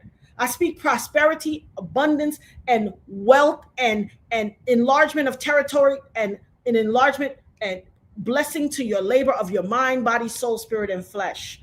I speak abundance over you. So for all, and myself, which I do every day, but myself too. Trust me when I tell you, everything else you amassed after the establishment of that trust, that goes under what is called a pour over will. The pour over will means, and it is impenetrable because it's attached to your trust, it says everything in my trust that I've allocated, that I own, well, that we possess and is a part of this trust, everything else that came after the fact is covered by the trust. That's what the pour over will does. It just sweeps everything up in a net and pounds it onto this. And it's impenetrable. The wealthy people in society, AKA, you know me, cite your sources, Warren Buffett. How many, put a 1 in the chat if you've heard the name Warren Buffett. Stop saying you have nothing to leave. I keep telling you, we don't speak negativity in here. Now, I didn't talk to you about that before. Great. I didn't talk to you about it before. I just said, I speak abundance over you. Stop speaking negativity over your life. Stop it. You know what you always do. You do something and you be like, I'm sorry, Natanya, I'm sorry. Stop doing it. Stop doing it. I want you to write right now, Cook's Crate. I speak abundance over my life. I have an abundant life. Stop speaking negativity over your life. Power of life and death is in the tongue. We are powerful people. Don't you see we're in a shift? This world is in a shift. If you don't know, if you're unsure, I'm telling you, we are in a shift. We are shifting to another realm in this earth. Everybody say, I have an abundant life. Put it in the chat. Everybody, I have an abundant life. I'm going to tell you something. Power is in the tongue. The power of life and death. I speak abundance into my life. That's right. I speak abundance over you all and myself. Let me tell you something. I will teach you about the trust. I will teach you about the trust. Here's why a trust is important. Like you put that 1 in the chat. Everybody knows who Warren Buffett is. Warren Buffett is one of the most wealthy, silently wealthy people in the world. You know what Warren Buffett says? Warren Buffett says, have everything, own nothing. You know what that means? have everything, own nothings. It means you have everything society says you should have: house, land, car, this, that, wealth, life insurance policies, this, that, everything. But nothing should be in your name. You want to know why? Because then no one can take it from you. What you do is you get it, you establish a trust. Once that trust is established, you make sure you get a trust account. And in that trust, all of your assets go. You got a house, you do a quit claim deed, and make sure you speak to a financial representative, i.e. an attorney, a financial representative, somebody who is certified in doing what they're doing, life insurance agent, all that, financial advisor, to fill out your trust correctly. I have a company that I work with as a life insurance agent. We send people to get trusts, and it's not expensive, and they will allow you to pay $50 a month. Okay? $50 a month until your trust is paid off. And the trust is not super expensive. Some of them are, they have for those who are more skilled, they have what they call oh God, boy, the words on them does be slipping from my head. It's a DIY trust where they will oversee the creation of your trust documents and help you navigate what that looks like. I also help people build trust, but also they have hold on, I'm putting on my fan because you know that private summer popping up on me. Excuse me, guys. Okay, I might have to unplug this because this thing hot like fish grease. But yes, so this company, let me turn up my brightness. I feel like I'm struggling with, there you go. So we have I have a company that we work with through life insurance that creates trust for people. It's not super expensive. They have specials, and they will allow you to pay $50 a month. You want to pay for your trust? Stop buying Starbucks, because they contribute to prepping and supporting Israel with their genocide. Cut it off. There's a lot of stuff you could cut off to be able to afford it. The trust is $1,000, $9.95 or less than that. Some of them, I think I saw they had a sale recently for $6.90 something. And they allow you to pay $50 a month until it's paid off. And then you own your trust outright. You don't have to pay it off. If you got the $1,000 one time, pay it one time. I think I saw a special the other day for $649. And I will post it here. I will do a whole special and post it. Listen, Cook's Crate, I don't know why you be coming up in here trying to play with me. I don't know why. I'm not good at trusting people. I told you, stop speaking negativity. Stop. Whatever you speak is, listen, this world is vibrational frequency. This world is friggin' all energy and vibrational frequency. Whatever you speak out of your mouth, whatever you think in your head, whatever you type out, you sending that out to the universe, and it is drawing that to you. It's drawing it to you. I be forcing myself to stop saying the menopause brain, because it's drawing me to have that brain fog even more. I have to force myself to stop saying it. Stop speaking negativity. I'm going to say it again. I speak abundance and prosperity over the entire nerd herd. Everyone watching, everybody in the replay gang, speak it over yourself. Say that to yourself every morning. I speak prosperity and abundance over me. Make your own coffee. If you got $50 a month for the time, and they don't have a prepayment penalty. If you get a little overtime on your check, pay it up. Knock it out. Don't finance your life away. Pay it up. I love you too, Cook's Crate. Pay it up, pay off your trust, and you have that as an umbrella of protection for everything. You're paying a mortgage, you could still put your house in a trust, even though you have a mortgage. Yes, these are the things that no one is telling. The powers that be that know this are not sharing this with you. They're not sharing it. I want you to know these things, because this is how you change your world and your life. This is how you change it. You gotta be willing to hear, receive, and then speak that over your own life and existence. This is how you change it. So every life insurance policy that you possess, as well as your family possess, you need to take out life insurance in the name. Take out your life insurance, and the beneficiary should be the trust. This is how you protect your children and inheritance tax and all of that. That is why people lose, because somebody might have insurance, They might know the ins and outs. They might have a little will or no will at all, but they got life insurance. But they don't understand inheritance tax will snatch away half of that from your children. And you don't know. People don't know.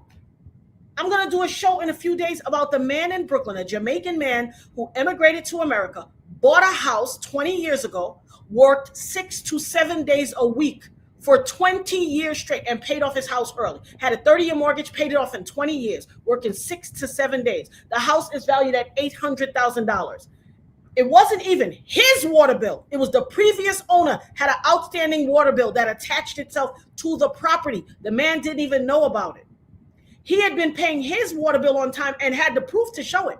Do you know this outstanding water bill that has been there for 20 years, all of a sudden, and I say, listen, there is a concerted effort by the powers that be to take Black people's wealth away. I'm trying to tell you something. I know I'm getting a little froggy. I'm trying to tell you something to help yourself, to protect yourself, because had that property been in a trust, they wouldn't have been able to steal it. Had it been in a trust, they would not be able to steal it.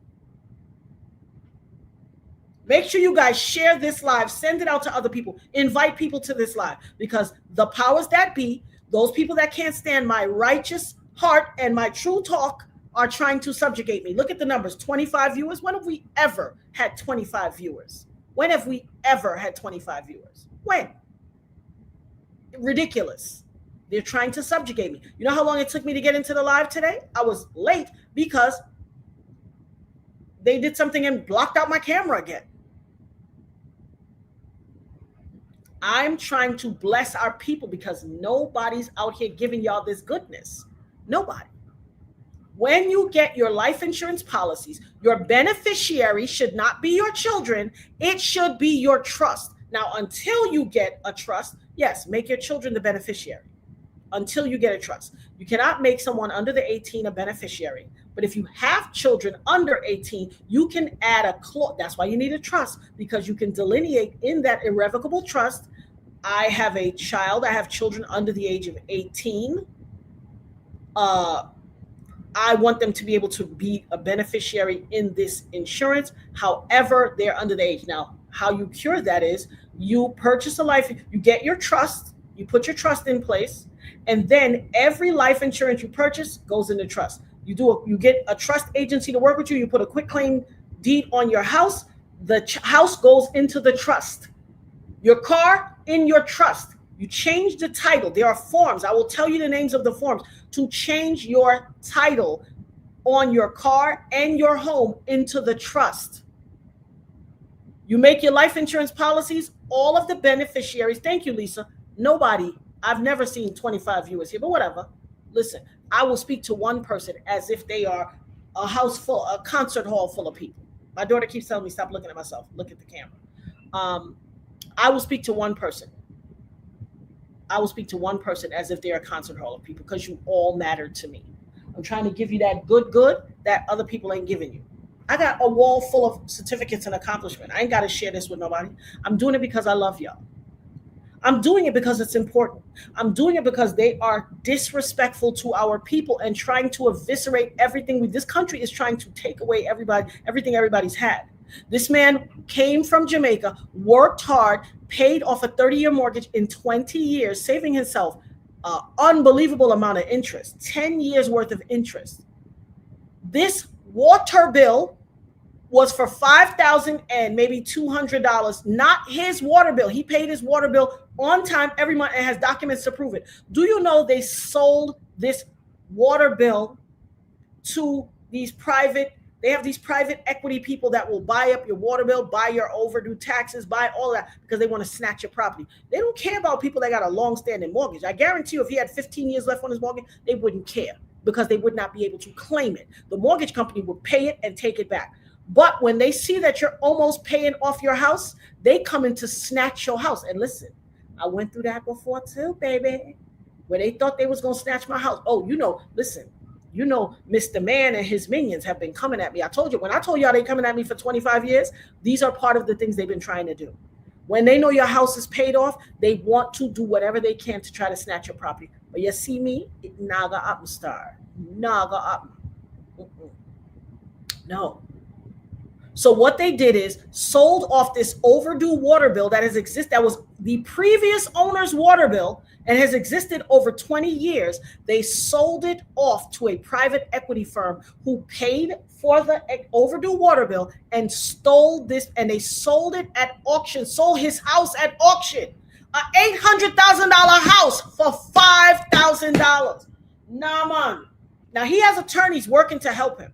And this has to be a crime. See, I've had to do research before when I was battling another municipality, especially when I started making videos and stuff like that. I was battling another municipality who thought they were going to try to be slick with me. I had to remind them, baby, you know your girl, baby. Research is my middle name.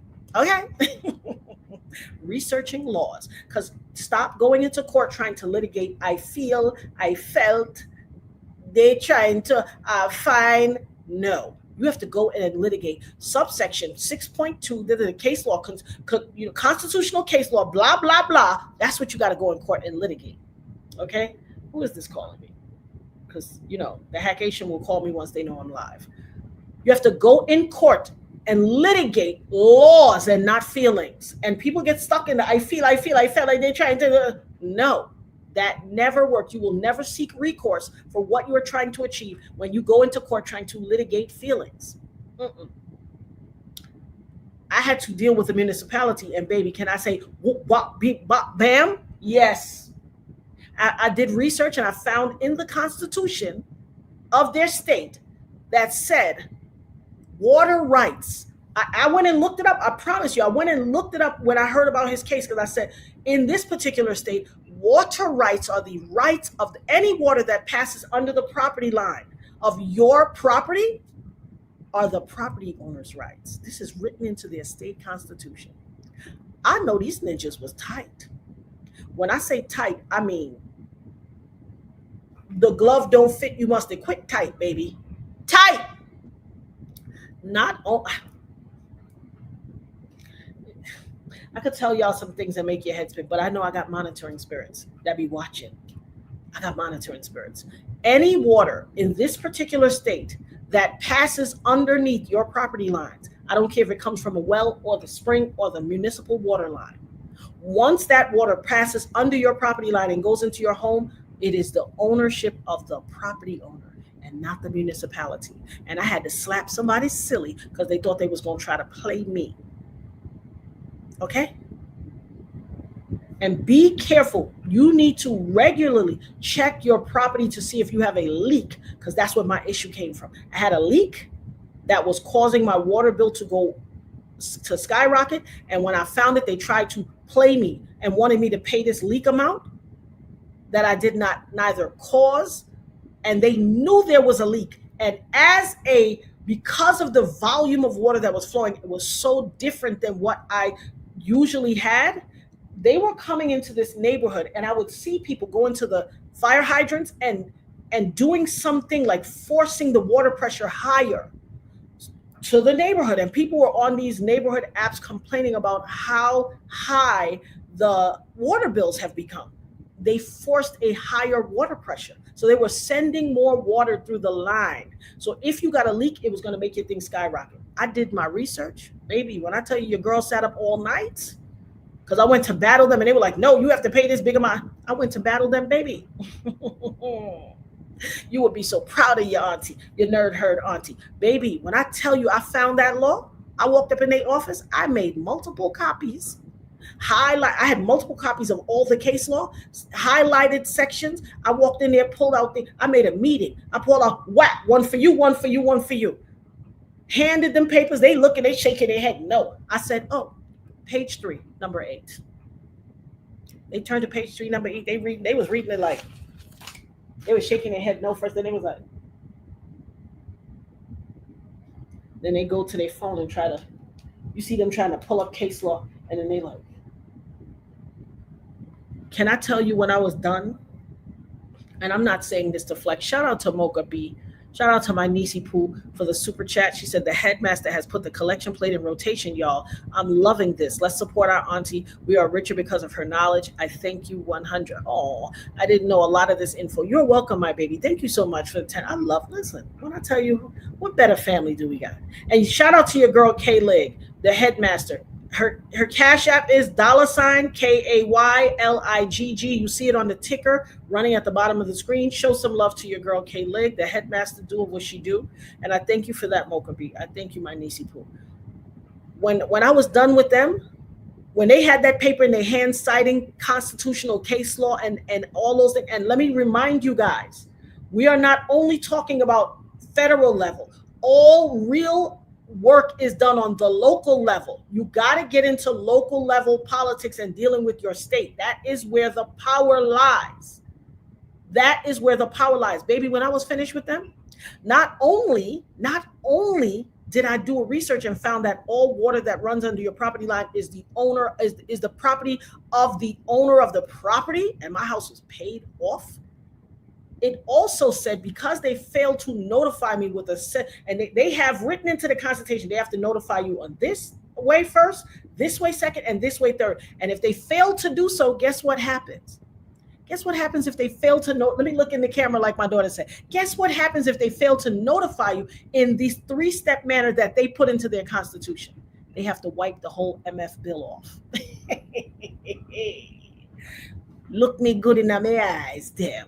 They had to wipe the entire bill off, clean to zero. So when I tell you I knows what I know, first of all, I'm going to give all honor and glory to God, because to God be the glory for it all. This wisdom is a byproduct of God. I'm a vessel. So hear me when I tell you, I know what I'm talking about. You think they would have got my house for $5,000? Not for all the money in heaven nor hell. I'm telling you what I know. They had to wipe that clean. Baby, when I got that first bill from them again, and they sent me that $0 bill, they were sick to their stomach. But that's why I say you can't go in there. I feel like y'all be the lady on the phone, be me, and then use your local legislators. Because not only the lady that I went to the office got so mad at me for being able to flex, she tried to call herself, pull in a fast one. She was so tight because I went to her first before I sat with the department head. She thought she was so tight. She was so pissed off at me, and I have it on recording. Listen, I told you girls, I told y'all, your girl record everything. I recorded the whole interaction. When she found out, she didn't find out immediately. I told her to the guy outside because I was so mad. She called herself trying to go and shut off my thing because she was so mad that I was classing her. And so I was like, oh, I won't deal with you. I don't deal with low-level people who don't have the authority to make the decision. I said, you're going to turn my shit back on right now. She was like, oh, show me better than you could tell me. I said, okay. I had to save myself from saying, okay, bitch. I said the bitch part in my mind. But I said, okay. I went to the department head because mama don't play those games. I don't play those games. I went outside, did my research, pulled up my stuff. I said, oh, let me run home real quick. I went home. I called the head of the commissioner.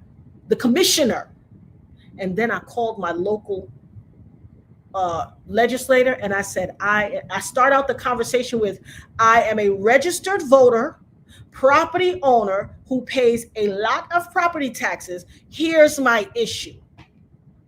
I started out like that. I ain't speaking to no office assistants. I ain't speaking to no, the secretary. I want to speak to the legislator herself. When you start out your conversation like that, that legislator gonna get on that phone because you the reason why they there.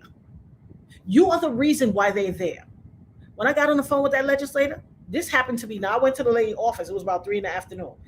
Before I got home, when she called herself, I went to the office that day. Before I got home that day, they came and disconnected it.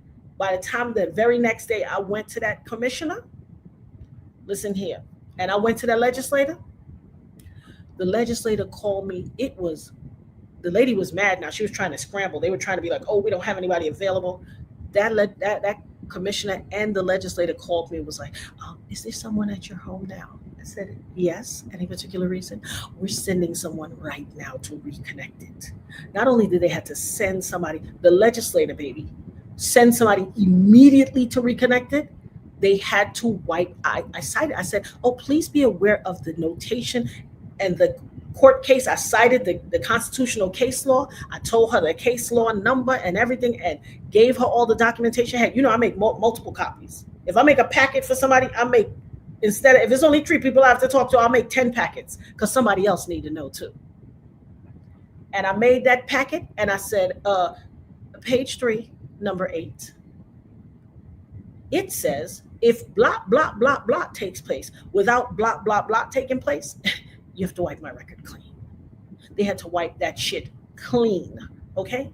Clean. So I'm telling you what I know and not what I think. They raced back to my house. When I tell you raced and put that shit back on because they were wrong from the get-go. So you got a lot of people who are narcissists, power hungry, who are ill-informed, don't know the law nor the statutes, and will do wickedness to you just based on their emotions. If you are intelligent, articulate, well-spoken, present yourself, and you know the facts and you cite your sources. You see why I always say cite your sources? Because I could have walked in there and said all these things and they would have said, get on out of here. But because I had it in black and white, here you go, my love. Page 3, number 8.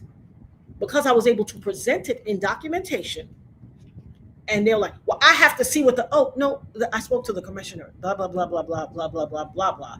And it changes everything. Now, what I know is, okay, Kayla, I see that. What I know is they cannot stand for you to be correct. They have a problem with you being right. That bothers them. But I never cared about that. That's not my concern. That's not my concern about how you feel. God did not send me to this earth for the stroking of feelings. I'm not going to be rude, but he didn't send me here for that. He sent me for the educating of people to cry aloud and spare not, to fight the good fight. And baby, like I tell people all the time, I got time, baby. Please don't make yourself my new science project because I got time. Oh, I've told that to many people. I got time. You want to be my new science project? Baby, when I tell you I got time, I will spend night and day and night doing research to fix your business, to prove a point to you, especially when I know what I know. And here's what one thing you'll know about me. If I'm not well versed on a topic, you won't hear me wax poetically about it. I'm going to go do my due diligence first. But if you do hear me wax poetically about something, I knows what I know. If you know what I know, here's the importance of why you should have a whole life policy. And there is a specific whole life. See, people always thought insurance was for the dead. Insurance is for the living, baby. Insurance is not, the insurance of today is not your old school insurance. Now, old school insurance still exists, and that's important. But insurance has been updated and revised, and it is the one industry that has never collapsed. Are you aware of that? You want to know some companies that were started by insurance? McDonald's was started by using his life insurance. Tupperware was started by life insurance. There's a bunch of companies. Oh God, well, I'm gonna stop saying that. It eludes me at this moment, but there's a ton of companies that were started through life insurance. JCPenney was started through life. In fact, JCPenney was not only started through life insurance. During the Great Depression, most businesses, major businesses that went out of business, started taking a hit. JCPenney was able to get his friends to come together and take a loan, friends and family, to go and get a loan against the value of their life insurance policy, take out some of the cash value of their life insurance, and he was able to use that and save the company so that it could survive the Great Depression, and it excelled. Life insurance. I'm not telling you what I think, I'm telling you what I know. What I know.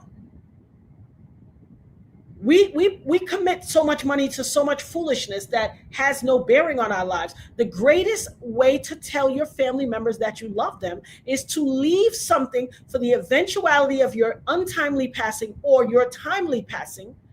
The greatest love letter you can leave to your family member is the ability for them to continue live and maintain their life or increase their financial plateau in life in the absence of your flesh. That's the greatest love letter you could give to your family members. And if you do it right, and if you stick with me and structure it properly, it will go on for perpetuity. You know how you watch movies and somebody walks into a house, they walk into the living room, and there's a great picture over the fireplace, and you're like, who's that? And they're like, oh, that's my great grandfather. He's the reason we have all this. Yes. Structured properly, you may think that you don't have a lot, but structured properly, trust me, it can go on forever. When you structure it properly, you can shout out to LA Chic for the super chat. Thank you, my love. She said, I appreciate your knowledge and your willingness to share. Blessings to you. Thank you, my love. I appreciate you. I appreciate you all. Thank you so much. Thank you so much. And here's the rating system on life insurance. Life insurance is, there's a rating company that tells you if your life insurance gets a grade. Grade A, B, they get grades. And so there is a governing body that grades life insurance companies to let you know the quality of the life insurance and your probability of being paid off. Now, did some life insurance in the past hustle people? Absolutely. And I know a lot of Black people have reservations about life insurance because and this wasn't necessarily the life insurance company, it was independent insurers that would go out, come to grandmama's house every month and collect that premium. And when grandmama passed away, it wasn't nothing to pull from because the insurers were scamming people. The actual agents were going around collecting policies that they never wrote up. And so there was nothing to draw from. And because these people have invested in preventing our families from being educated and reading and learning, and it's almost like taxes. I'm always shocked when I still know that H&R Block and all these companies is in business making all this money doing people taxes. I'm like, what? You could do your taxes yourself for free and get this whole old notion like, oh, I go to this girl because she be getting me. Nobody can't get you nothing.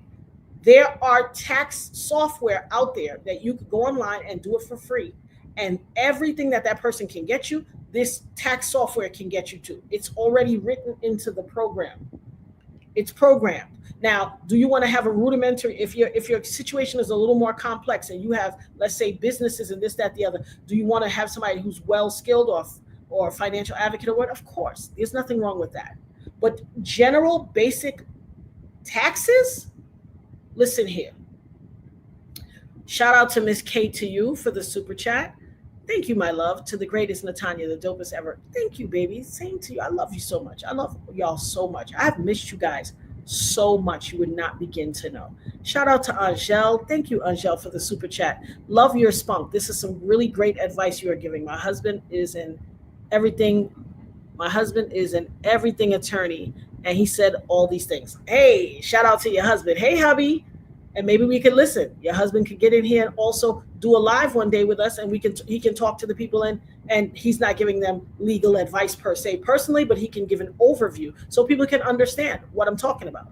But I'm telling you, the important thing is to secure your people's future. It is the single-handed way to transfer wealth from one generation to the next. It is how you continue to build your family legacy. It is how you regulate and elevate your family so that they don't have to continue to be held. You drive through neighborhoods. I say it all the time. You see these magnificent houses and you say, how do these people get this? You make the life insurance policy feed into the trust, and then you make sure you insure everybody in your family. And one of the clauses in your trust when you develop it is that the trust should pay for everybody's life insurance policy. You fund the trust so that it can pay. You can take a loan against your trust shares. You can build your business by getting a secured card based on the value of your trust there's so much you can do. You can borrow against your cash value, and your life insurance policy does not diminish because it is only considered a loan and not assets, and you don't pay taxes on it. You don't pay taxes on what you borrow, and you certainly don't pay taxes on the death benefit being issued to your family. These are things you need to know. That is why you drive through these neighborhoods and you see these people with these palatial houses and you're like, how are they doing all of this? How do they live? Life insurance. It is non-taxable, and it gives you, and I'm going to tell you one of the better life insurance policies that you need to get. So everyone should have a whole life policy. Even if you get just a small final expense, they have something called 20 pay. where you pay off your policy in 20 years. Now, all kids' policies should be 20 pay, especially when it's whole life. You pay it off in 20 years because you shouldn't be paying any life insurance policy that you're paying in perpetuity. Life, you pay it off in 20 years and it lasts you all the way through your entire life. If you achieve the age of like 100, depending on the life insurance policy, if you achieve the age of like 101 or some policies 95, the policy mature and you will get the face value of the cash value of your policy. So if you have $1 million policy, they will have to issue you that in a check. Yes. Yes. My daughter said, stop looking at the thing. Look at the camera. Yes, they will have to issue you that in a check once you attain that age. Now, of course, the age is high, but people are living into centenarians. People are becoming centenarians more and more in society. Now, will everyone? No. But in Index Universal Life and IUL, anything that you hear that contains the word index is a protected financial instrument. It means it has a lock, it has a floor to protect you against losses. Even when you're dabbling in the stock market, if you look and you see anything called like in your, in your portfolios, where you're doing your, look, I advise against 401ks, but if you have mutual funds and things like that, in your portfolio, they will spread the investments around into a multitude of things to diversify and have some very aggressive growth, some moderate growth, and some slow growth to maintain your portfolio. If you have, I keep looking at myself instead of the camera. My daughter said, Mommy, please look at the camera. Stop looking at yourself. Okay. If you invest in index things, which Index Universal Life Policy is a cash value whole life policy that can build cash in your policy that will give you, it's built on a chassis of growth. So while it is not invested in the stock market, it follows the course of the market. It follows the course of the index. And so with index, it has a floor. If the market goes up, you actualize all the gains. There's a cap on some of the gains because when the market drops, you don't lose a penny. You go to it has a floor. So you will never lose everything. You'll never lose what you've gained. It has a floor and you will gain interest at a certain rate if the market goes down. However, if the market goes up, you actualize the gains. You actualize the gains and thus build cash value. It is built on a chassis of compounding. It compounds the value of your cash value daily. Compounds daily.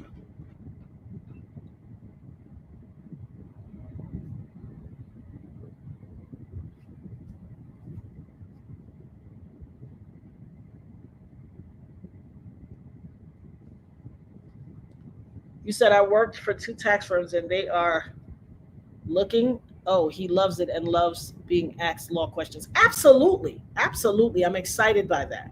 I would absolutely love for him to come on and talk to our family. The compounding daily, Angel said, I suck at math. We only speak in abundance on ourselves, sis. You are phenomenal at math. You are phenomenal. And it's going to click in right now. So it compounds your money. That means it doubles itself. And that is where you build. Now, your IUL should be crafted to build cash value. Some insurance agents, because they want to make that big commission, will write your policy in a way that gives them the greatest commission. But a real one, a true G, will build your policy to give you the greatest cash value. The greatest cash. You can build cash value in your policy. By the time you either the company has to pay out a death benefit to your beneficiaries, or how you reach the age of maturity for that whole life policy, you can borrow against the value of your cash value in that policy. There are multiple ways you can buy life insurance. If you have an influx of cash, one lump sum, you can buy full paid up life insurance. You can pay, they'll give you a dollar amount that is your paid up dollar value for your life insurance, and you can pay that one life insurance and have that for the rest of your life. You can have a 7 pay where they divide what that one lump sum is going to be, and you pay it off in 7 payments, whether it be 7 annual payments, 7, you pay it off in 7 payments. You can have monthly life insurance. Also, Index Universal Life has a thing because you want to overfund your index life insurance. It is like a savings account as well. You want to overfund it because that is how you build maximum value in your index thing and grow exponentially. And it brings you closer to increased cash value so you can borrow against it. If you have a kid in your life and you want to ensure that your kid is able, listen, people are going to have all kinds of ideas about what they feel about higher education, this, that, and the third. That's not my problem. That's not my concern. That's a personal decision, to each his own. But if you have a bunch of kids, one kid, whatever, and you don't know how you're going to pay for them to college, and listen here, baby, after what I just went through, you better get it together, because you heard what happened at Howard University. They were, according to what was going on, and my daughter's friends who were scheduled to go to Howard and now had to go to local community colleges, Howard wanted $13,000 for a down payment. They were not accepting grants, loans, and scholarships in the initial thing because they were sorting through some restructuring or whatever. And their tuition, according to what I was told, is higher than Harvard.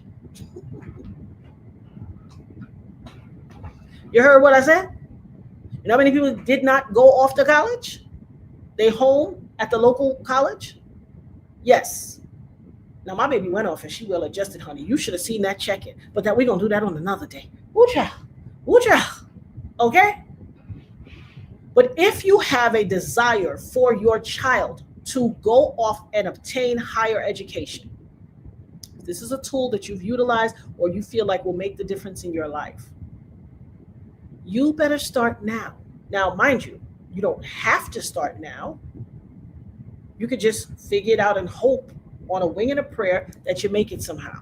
But you could also start that child an index universal life policy. It doesn't even have to be for a whole lot. You could start $100,000 life insurance policy for a child now, and your payment would probably be $47 a month of a child of a certain age. $47 a month. You buy, mind you, these kids got on Jordans, every designer thing, all kind of jewels and jewelry and this and that and all kind of thing, tablet, all kind of thing. You can make the investment. You can.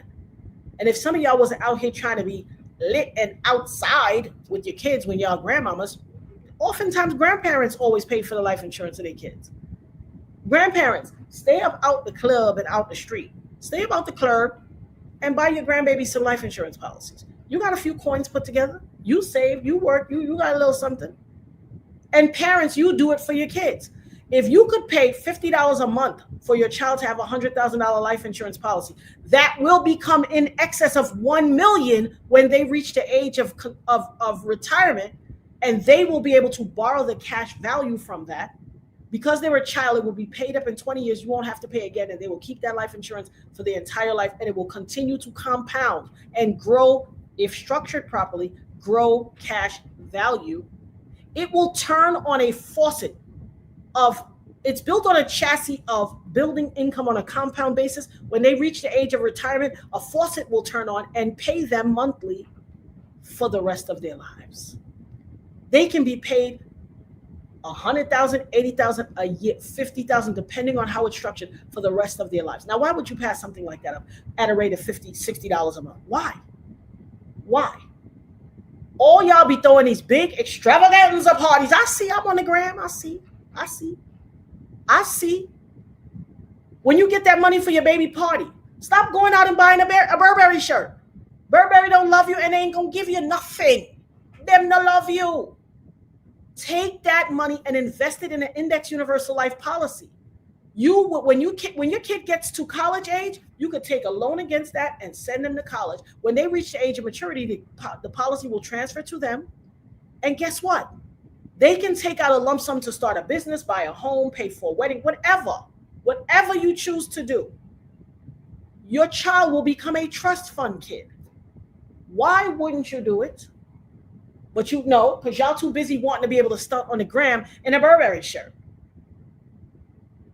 You want your kid to have on a Gucci visor, Gucci sneakers to match. Why? What has Gucci ever done for you? Huh? What? Like, I'm telling y'all what I know. When you adequately, and I'm going to do an entire show, when you adequately fund the trust, When someone passes away, the funds in that life insurance policy, you will allocate some to stay in the funding of the trust. It will stay in the coffers. You can allocate for it to pay for everybody's life insurance policy. You can insure your entire family and have the trust pay the policies every month.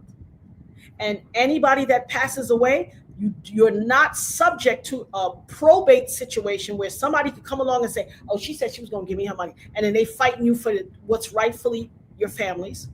And it will continue to rinse and repeat. Everybody should be covered. This is how you build generational wealth that no one can take from you, under the protection and the auspices of the most concrete estate planning tool in the world, a trust. How do you think these people live? You think you'll see on the gram some of these ladies to be home and they be making cookies and making okra water and all kind of thing for the kids and making these full meals and they home every day? Why do you think so? Because they're living off of the dividends.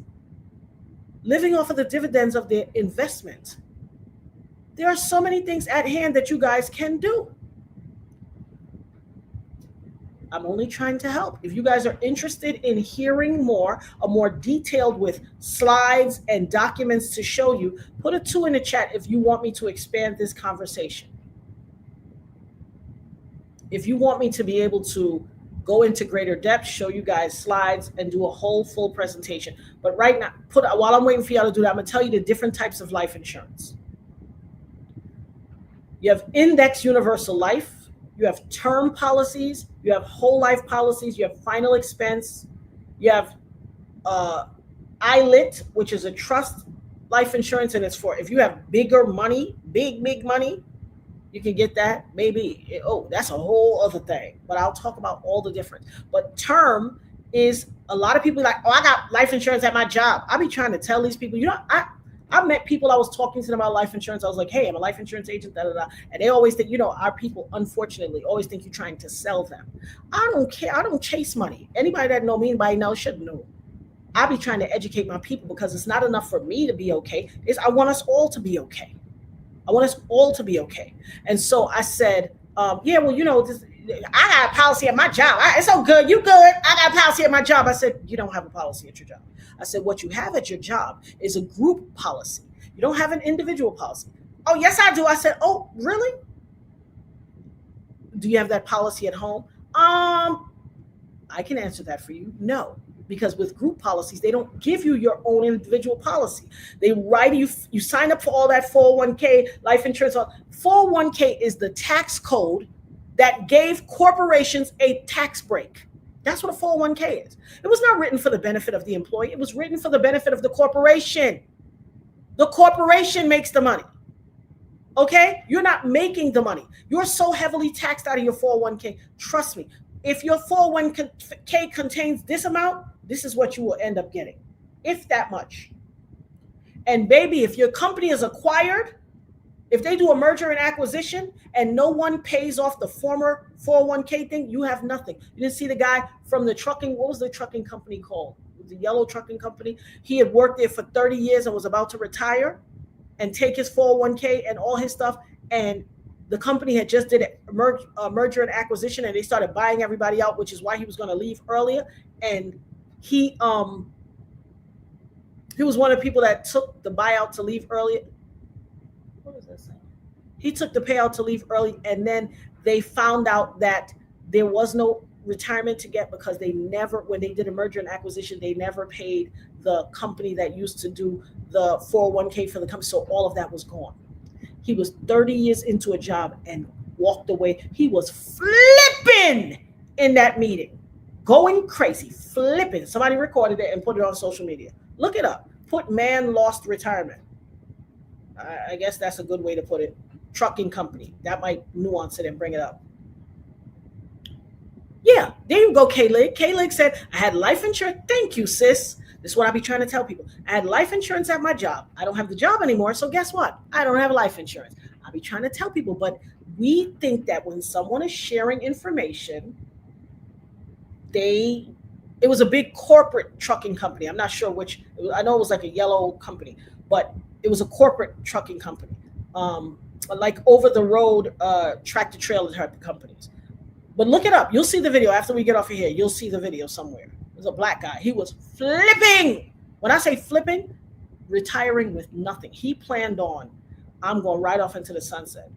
No, sir. Unfortunately, you will not. 401k was not created for the benefit of the employee. The owner, the guy who originally created the 401k, said it was the worst thing he ever did. It gave people a false sense of security. You are way better off getting yourself your own IRA outside on your own, which IRAs are not my favorite either. However, you're better off getting a life insurance policy, taking that money that you put into a 401k every pay, putting that in the Index Universal Life, baby, you'll have millions of dollars at retirement. The one industry of all the industries that have imploded in America, guess what hasn't? Life insurance. Life insurance. When you hear these companies say we have 145 years, a reputation of 145 years, they're not lying. It is the one industry that has not imploded. It is how all of the haves in society make their money. They just never tell y'all. I told y'all how I found out about life insurance. When my husband was ill, he had kidney disease, and he knew that his time was not near. He started begging me to get him a life insurance policy. I started applying everywhere. And guess what? Everybody kept denying him. So I'm like, what is this, a black thing? Why are they denying him wholesale, this, that, the other? It was because he had all these pre-existing conditions, and they know the inevitability. Life insurance is built on a science. It's called actuary science, an actuarial science. An actuary will do numbers and punch numbers and determine how long they think someone has to live based on zip code, location, type of life you live, things that you've done, all types of stuff. They put a lot of little numbers into this science and compute your life existence and will either qualify you or disqualify you. Now, even if you get disqualified for traditional life insurance, you can still get a final expense policy. They call it a burial policy. It still will give you a sum of money. It'll cost a little more and it will give a smaller payout. But I would rather leave my family $35,000 than bills. Okay? I would rather leave my family $35,000 than bills. Miss KTU said, oh yeah, it was a scam, not for the employee. Yep. You better go, yeah. You better to go with the state. So you're better to go with a life insurance, an Index Universal Life. How Index Universal Life is, it follows the rate of the market, but it's not traded in the market. So let's say the market rises 15%. Your life insurance policy value rises 15% and then compounds daily. You know what compounding daily is? It's when you're on the internet and you see those questions. Would you rather $100,000 today or a dollar compounded daily? Most people say, I want the $100,000 because short-sighted. But listen to me. I keep telling y'all, stop answering all them damn questions on social media. That is data mining.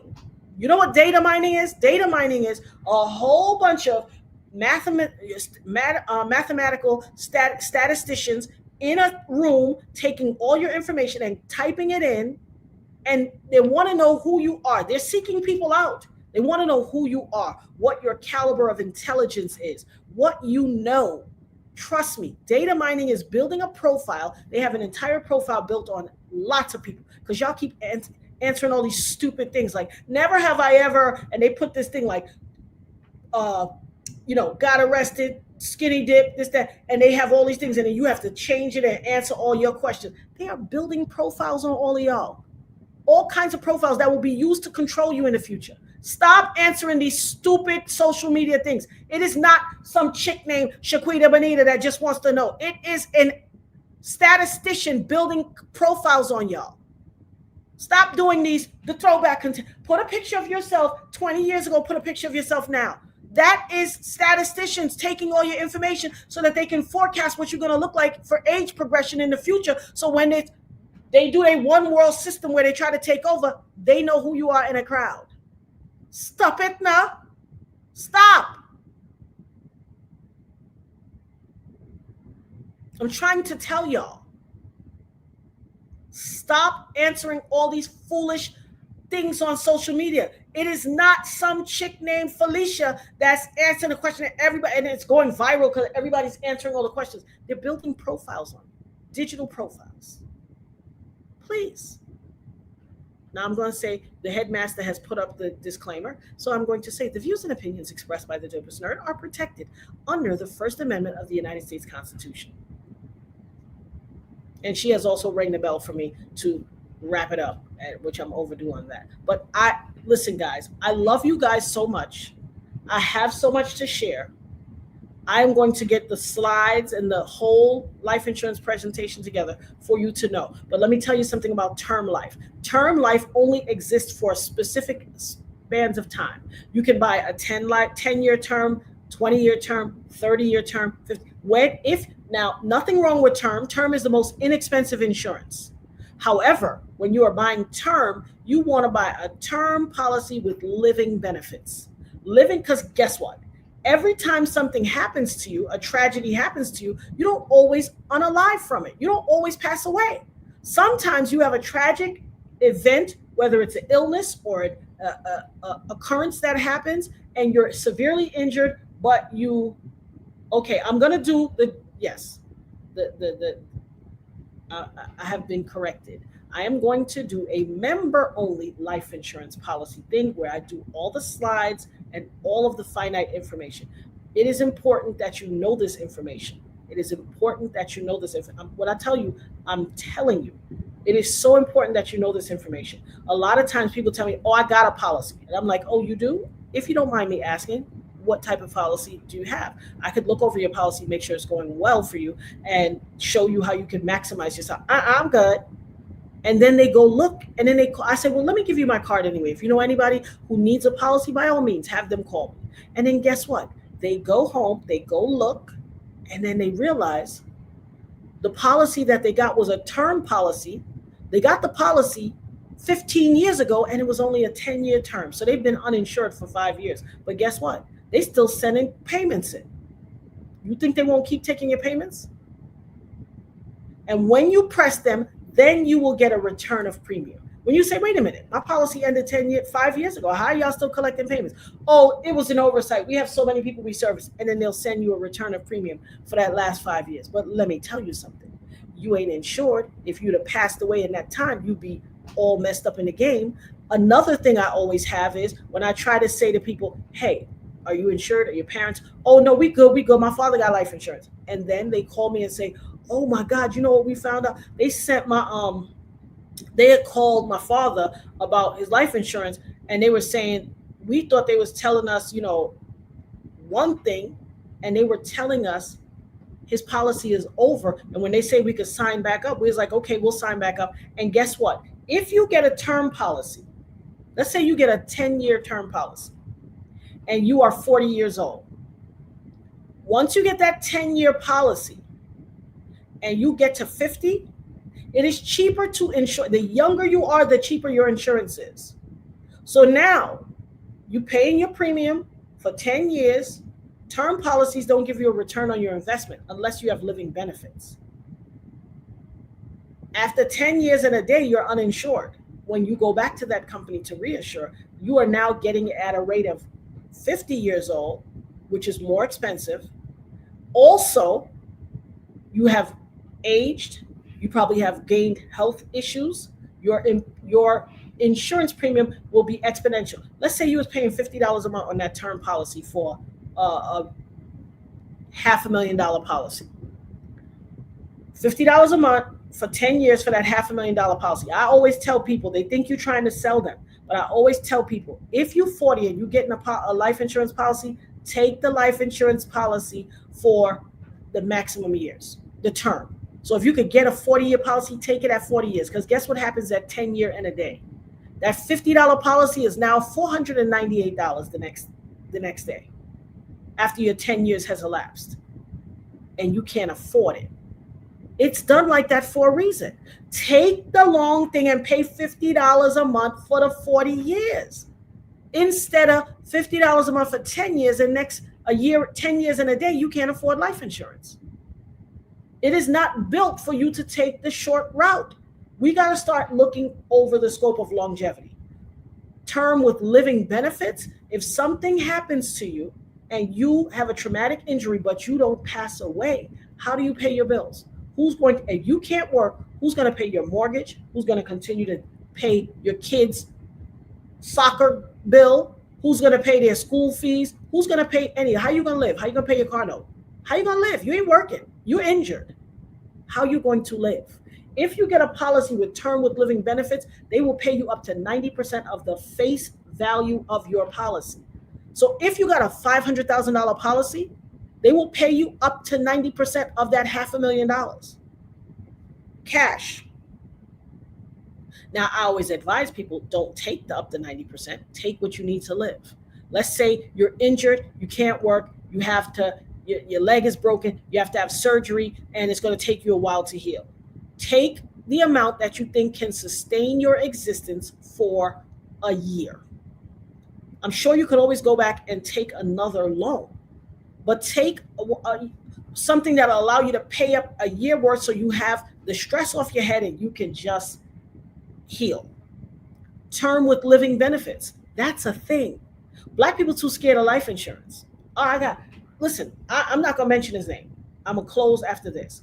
I had a client, I met him, I'm not going to say his name, young guy, and he was like, I said, he was a bouncer. I was going to an event and he was a bouncer. I was like, hey, if I talk to everybody, hey, let me tell you, do you know about life insurance? I'm a life insurance agent. Let me have a couple. I do my little spiel. And he was like, oh, okay, yeah, I'm interested. And he was like, let me take your information. He took my card and all that. I took his number.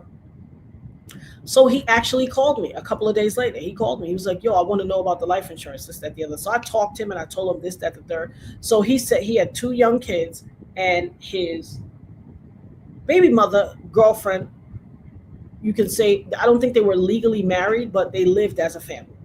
So not trying to demonize him in any way. He says to her, so he says, I want to insure myself and my kids and my wife. So I said, okay, I write up the kids' policy and his policy. And if you write up your policy and put the kids under it, they get their insurance for a lower rate, as opposed to them getting their own individual policies, which they can, and they can convert into their own policy. But this is just a thing. When it was time to do his girl's policy, she was like, what? I don't want no policy. Get out my face. And she was tight. She was livid, angry. And I mean, when I say tight, he was all right. She don't want to do it. She was, what you want a policy on me for? Like it was a dirty word. I couldn't understand it, but I understand people don't know. So then he had his policy for a while, and then his policy lapsed because he was short on money or something happened, whatever. And he let his policy lapse, which is what a lot of people do, unfortunately. Well, so I got the message that, I got the notification from the company that his policy lapsed.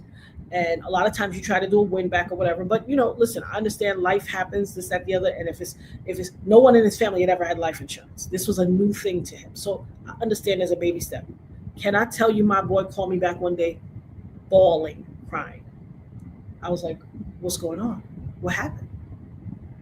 He had it. So I said to him, call me on Friday so we could get you back in your policy. No, I said, let's talk today so I can get you back in your policy. He was like, I'm going to call you on Friday. He never called me on Friday. So I have a policy, a hands-off policy where I don't push. He didn't call me on that Friday. He called me Monday, bawling. I said, what happened? He got into an accident on Saturday, totaled his car. He's so severely injured, car flipped. He was devastated. You hear me? When I say devastated, he was devastated. I want my policy back now. He was supposed to call me that Friday. By the grace of God, he survived this car accident. Suppose he didn't. He said to me, I'm going to call you back Friday. He did not. He went and had an accident on Saturday. My boy called me on Monday. I'm talking frantic. He said his life flashed in before his eyes, and all he could think was, I don't have my policy. What would I leave my kids? Try to avoid letting that be you. I am going to do a full-fledged life insurance and trust thing. If you are not a member, we have a $3.99 membership. Join the $3.99 membership so you can get this information, because I promise you, no one is giving this information away. No one. Listen, I know there's other industry people. I follow them. I look at this stuff. I talk to them. And guess what? Everything is for sale. Everything is for sale. They'll sign you up to be a part of the thing for sale. Why are you doing that to yourself? Why are you doing that to yourself? I am giving you value for your viewership. If I had to pay somebody $4 and they gave me the game, do you know who I would be if I had somebody years ago that gave me the game for $4 a month? Oh wow. Oh wow. And trust me, my mother educated us. We knew about all types of different financial instruments. But there were greater things that I could have known, learned, all of that. I share with people because I want them to know. And what old people used to say, fair exchange is no robbery. Fair exchange is no robbery. So look out for our member only life insurance trust information session. We need to have this. You need to protect your family's ability to listen. There are families who no one owns a home in the entire family. No one. I had a girl that used to, not a girl, a woman that used to work for me. She said the only person in her family that had a house was her aunt, and that was only because her uncle had, like, I don't remember what the uncle did for a living, but he was like let's say an electrician or a journeyman on one of those type of jobs, and he got injured on the job and passed away on the job. And so they had to pay a lump sum, and she took the money and bought a house. It was the only house in the family. She said every Thanksgiving, every family event, every birthday, every cookout, everything was at that aunt's house. Everything, because she's the only person that had a house. Okay? She said, look here and not at the screen. Child, I'll be forgetting. Anyhow, this was the only person in her family that had a house. I know families where nobody owns a home, ever. This young lady would say to me in my shop, she said, I wish I knew you my whole life. I wish I knew you 10 years ago. I would be a different person. I've wasted so much money, this, that, the other, and opportunities. And I said, well, you have the opportunity to do it now. She said, the things you told me, no one in my world has ever said these things to me. No one's ever educated me like this. I love you. And I used to do this in my shop just for people that used to come. Some people would take the information. Other people would show up with their baby in the Burberry shirt. Listen, it's available for the taking. You just got to want it. You just got to want it. But if no one in your family owns a house, has ever owned a house, y'all are renters, you pay all your money. Because if you could pay rent, you could pay mortgage. Let me just tell you the tea. My mother laid it down. Y'all will not be renters. I do not care. You will own a home. See, I grew up with the notion you will own a home. And it ain't no ifs, ands, or buts about it. You will own a home. That's how I was raised. That's how I was raised. It is how you make generational wealth. In saying that, her premise was not to bully us, not to tell us what to do. It was to empower us, because if you're going to pay monthly, if you're not paying your own mortgage, you are paying someone else's mortgage. If you are not paying your own mortgage, you are paying someone else's mortgage. So you're paying mortgage anyway, but you're not getting the value out of it. There's no return on your rent. I'm going to do Dr. Umar and say it for the third time in a row. If you are paying rent, you are paying mortgage. It just belongs to someone else. Why not get the benefit of what you're paying? Do you know that the money that you pay in rent, your mortgage will cost less? Yes. Mortgage payments are lower than rent payments. You are paying someone else's mortgage. They're making mortgage plus profit. Understand that. You are paying, you got to live somewhere. You are figuring out how to live somewhere. There are ways to do it. There are ways to do it. There are ways to do it. You just got to tap in and want to know. So I'm going to schedule that and hold me to it. Listen, the headmaster going to hold me to it, honey. And she about to whip me to get offline anyway. But I will do that one on Thursday. We will do that life insurance and trust education seminar on Thursday. I'm going to make the thing. I'm going to make the thumbnail in advance so I have time. Share it with people that you love. Anybody that you love that needs to hear this information, share it with them. It is vital and important that we all grow in this thing together. People are trying to take what you have. I told you, a Jamaican man immigrated to America to have a piece of the American dream, got a career, got a job, worked for 20 years, 6 to 7 days a week. And y'all know y'all ain't out there doing that. Y'all know y'all barely want to do 5 days. 6 to 7 days a week, hardly took vacations, worked his butt off, and paid off his 30-year mortgage 10 years sooner than he was supposed to. saving a tremendous amount of interest and all of that. And guess what? Somebody tried to steal his property. He's in the fight for his life to get his property back. But this is the property fraud that happens. I have lots of information to tell you how to avoid this. Had someone given him the tea and told him, put your house in a trust, they would have never been able to do it. Trust me. It's impenetrable to scams. See, you can't walk in there and just change no trust documents. And the trust will have a trustee that knows about all these outstanding anything. They have to notify the trustee. I'm trying to save y'all. I love y'all. I'm trying to give y'all. Kiki I said, that is true. My mortgage is less than most people paying rent. It is. I'm telling you what I know. And this is no flex. I have tried my hardest and my best to be a good steward of what God has blessed me with. Some of what I was blessed with came through a very tough experience, okay? That most people wouldn't want to walk a mile in my shoes, okay? My mother always taught us the value of being house rich and cash poor. I know a lot of people that get a windfall, a lump sum, rather than pay off the house, they finance it. If something, my mother always instilled the value. If something costs $1, negotiate and try to get it for 50 cents. Once they say 50 cents and you have the 50 cents, pay the 50 cents and be done. Do not then say, okay, I'm going to pay you 10 cents. I'm going to pay it off. No, be cash rich and house poor. Because guess what? You have instant equity in your property. And if you need to draw from that equity, there are financial tools and instruments that allow you to draw from that. But if you finance your life away, it's hard to pay a mortgage and a loan. I'm giving y'all tea that the game has tried to keep from you guys. It's because I love you. I'm not trying to bully nobody. I'm not trying to be like, I know everything, blah, blah, blah, blah, blah. No, I educate myself regularly, daily. I continue to read and suck in information. I'm an information junkie.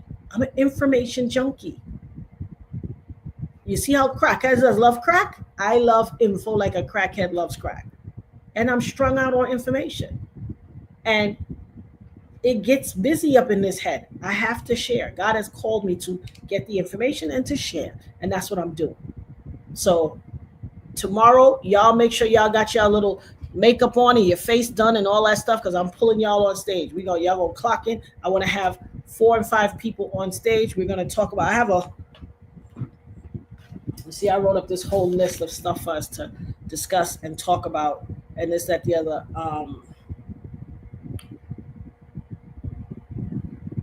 One of the things I have on here is a show for toxic femininity and another show for toxic masculinity. Shout out to Mocha B for the $5 super chat. She said, last call, fam, support our Dopest nerds, spitting real facts. This advice comes at a hefty charge by any other. Send something and show love to K-Leg. Ashe, Mocha B. Look at my niecey poo coming through with the altar call camera, with the altar call. I'm going to have to put something there like, look here. I'm going to put a post-it behind my computer that says, look here, so I can remember to look there. Because my daughter was like, Mom, stop looking down. My bad. Shout out to the headmaster herself. Don't forget to hit the likes on the way out. And be sure to like, share, subscribe, and get a membership so you can get this good information. And tell a friend or 2 or 10 and come and get this good information. See, I could be, and no disrespect to them, everybody has their own thing on YouTube. But I could be one of those people saying, breaking news! Somebody was twerking by the milk. And bringing you all the tea and gossip and foolishness. But I'm sorry. That does not resonate with my spirit. I can't. I'm not a lover of people's business where I'm like, ooh, and let me tell you who's married to who, and who's Zooming who, and who with this one, and who cheating, and who. I don't. If you like those stories, no disrespect, you're not going to find those here. That's not my responsibility. That's not my assignment here on earth. I will not bring any of those stories. Me not care about nobody business to a point where I'm coming to report who did this, that. Now, updates, current events, things that are of importance to the community at large, because any one of us could endure those things or be going through that, I will bring you those stories. But all this, listen, I could make way more money on YouTube. And I'm trying to develop some affiliate sponsorships and things of that so that we can. I'm working with a sister. There was a company that had natural products that I used to be involved in. And when I tell you this company, you see, I always tell y'all about natural products. You hear there's a lot of talk lately about what's going on with all of these products. New York banned certain laundry detergents. I don't know if you heard about this, because they contain PFAS. I told y'all about those, forever chemicals, and they're dangerous. The Tide Gain Company has reformulated their compound to be less toxic, and they have alluded that they asked for a few years to be able to get their compound proper and get it right. They've modified their compound thus far so that they continue to sell in that market. But a lot of municipalities, the ones that actually care about people, the ones who care about people, are trying to ensure that healthier things. I have a company, excuse me guys, that I used to be with, and I just talked to the young lady the other day who brought me into the company. I actually did some reupholstery for her. I'm gonna show you a picture of what I did for her. She had this amazing house, amazing, and she had what she called her she shed in the basement. And oh my gosh, her basement used to be her office area. It had like folding chairs and stuff, and then she had it renovated and done over. And she, by this interior designer that I used to do a lot of work for, and she brought me in to do this custom couch. When I tell you, said the coach, why the coach, bad. You hear me? I tell you, the coach is nice and bad. And I reupholstered the coach by myself, massive couch, tufted and everything, finessed that whole thing. And she was like, you're so dope. I can't believe you're doing this by yourself. It took me a couple of days to do it. And listen, people have to bring their stuff to me. I went to her house to do it because this couch is a custom couch. It was so massive and big. It took a lot and cost a lot just to transport this couch. It was fly big. I'm gonna show you a picture of it. And she is with this natural company. She was like, sis, I think I might have been there one day and I had a headache. And she said, I have a natural product. I can give you some and she gave it to me. And when I tell you, I was like, oh, okay. And she was telling me about the product. And I remember the name because a guy that I used to work with years before introduced me to that name. And I was like, oh, a guy I used to work with introduced me to this name. And imagine if I had got in when he told me, I would be doing phenomenally, because this chick is doing phenomenally. But not outside of that. The quality of the products are made. They got makeup, they got like health bars and things of that nature. They have a whole line of vitamins. They have essential oils. They have all type of things, but products to clean your home with that are all natural products. And they come by mail. You go online and depending on the level that you enter, you get a certain amount. Like you say, you might enter on the $35 level where you get $35 worth of products every month. And it's the same thing you would spend for cleaning products. Actually, you would spend more for cleaning products because cleaning products ain't cheap. But depending on the level that you get in, these products are healthy products without all these toxins. And my product used to come to my house and I would get, a technical error, no will, her name on house, even though I was the breadwinner. She liked it that way. It's her estate. We didn't know, but her greedy family did. Please make a will if you buy a trust. I'm so sorry you went through that, Archangel Michael. I'm so sorry. But you know what I'm saying is the truth, don't you? You know what I'm saying is the truth. And I hate that you went through that. A lot of people don't know that too. A lot of people don't understand that that is a thing. If you share a domicile and a home with someone and you pay everything, but you're not well versed on all of the ownership aspects and their name is on everything, but you pay for everything, I'm sorry to tell you that, like Michael said, that's her estate. Unfortunately, you could have paid for it all. She could have stayed home, made cookies and YouTube videos. By virtue of the fact that it wasn't properly structured, it's hers. And people, family members, don't think for one second, you could be in, let me tell you, the quickest thing that take you out of love is the person that you're in love with. Hey, how you know it's Melaleuca products, LA Chic? How you know, girl? Oh, yeah, no, Gil. It's Melaleuca, yes. Yes, yes. And so I would love to. I'm going to interview her because she's an author and she went through something unbelievable and there's a story to tell. I'm going to interview her. She and I are still friends all these years. Not only did I do her couch, I ended up doing repeat business for her and I did her bed as well. I'm sure, did I do the bed? I think I did the couch first and then I came back and did the bed years later. But she has amazing estate furniture, beautiful furniture. And that type of stuff, I also reupholster furniture, as you guys know. And she introduced me to this company, and I'm telling you, the company is amazing. And so you guys need to participate. You guys need to, I'm going to introduce it to you guys, those who are interested. And listen, you're not under any obligation. I keep telling y'all know me by now. Mina chase dollars and money. My position and my placement here in life is greater than that. I am so blessed by God that it will come to me. Okay? It comes to me.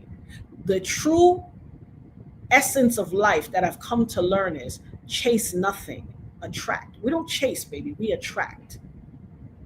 But because this is something that you're going to do already, you're going to procure cleaning products and things for the benefit of your house. So you want things that smell good. One of the number one things in society that destroys the quality of your life is the word parfum or fragrance on your items. Whatever you buy, if it say parfum or fragrance, you're being poisoned. Those things contain endocrine disruptors, as do all of your typical products that you go buy to Walmart, Walgreens, CVS, all your care products. All the smell good you just put in your house. The only thing that doesn't consume that and contain that is essential oils. Most of these products are made with essential oils. Yes, it still exists, and I want to reintroduce it to you guys. And I'm telling you, it is the best thing that you could do. You will get bonuses. You introduce it to other people, you will get bonuses, things of that nature. Listen, there's so many things, and let me tell you something. Let me let y'all know right now, I'm not an MLM girl, not at all. Been there, done that, got the T-shirt, got a bunch of them. Me not want it. What I love about this company is that I use these products. I like to wash my clothes and not be poisoned by PFAS, by forever chemicals. They have homeopathic, healthy products that protect the sanctity of your life, your family's life, and your pets. All them things I've been telling y'all, all them Febreze outlet and thing you have in your outlet, all them smells you smell it is endocrine disruptors. It's destroying your whole endocrine system. You know what your endocrine system is? Your liver, your kidneys, your adrenal glands, all those things. The filtration system of your body is your endocrine system. You destroy that, you ain't got nothing left. I'm telling you what I know and not what I think. I'm telling you what I know. There you go, Right Sound Studio, essential oils all over the house. But you need products that contain essential oils, cleaning products. I'm telling you, if it is commercially available over the counter on the shelf, you are toxifying your home and your children and your family. You are. That's just the long and short of it. So I would like to be able to introduce these products to you guys. I am going to come and talk about them. If you are interested, I will send you an interest thing where you can link on and join. And if you're not interested, more power to you. But don't say I didn't tell you so. When you're sitting at the clinic all day and you watching the nerd herd, and I ain't wishing this on nobody. When you are watching the nerd herd from the clinic because you got to be there all day because of all these chemicals, I'm telling you, they're destroying your body. Also, ladies, return, I've said it before, return to cotton panties. Stop wearing all these acrylic fancy lace something, anything that got lace and all these colors and pattern and they shiny and that is all petroleum based made things that is destroying your vaginal and reproductive elements to your body. I'm just telling you. However, the headmaster cracked the whip some time ago, and I have to go and take licks now because I wanted to share the information with you all, and I'm over the line, and she is going to flog me 40 lashes with a wet noodle. So, I ain't saying, I'm just saying. I'm going to get beat up for y'all, but that's how much I love y'all. These things are moderately priced. They come They get delivered to your house every month. You have options of what you want to choose. You can try different things, and it's for your benefit. If it wasn't, listen to me, I am not an MLM girl. I am not a, if it wasn't for the fact that I use these products and my kids love them and my household loves them, I wouldn't even consider it. But because I know they're good, I'm willing to consider it. I love you guys. To God be the glory for it all. Be sure to like, share, subscribe. And in conclusion, let's circle back to the topic at hand.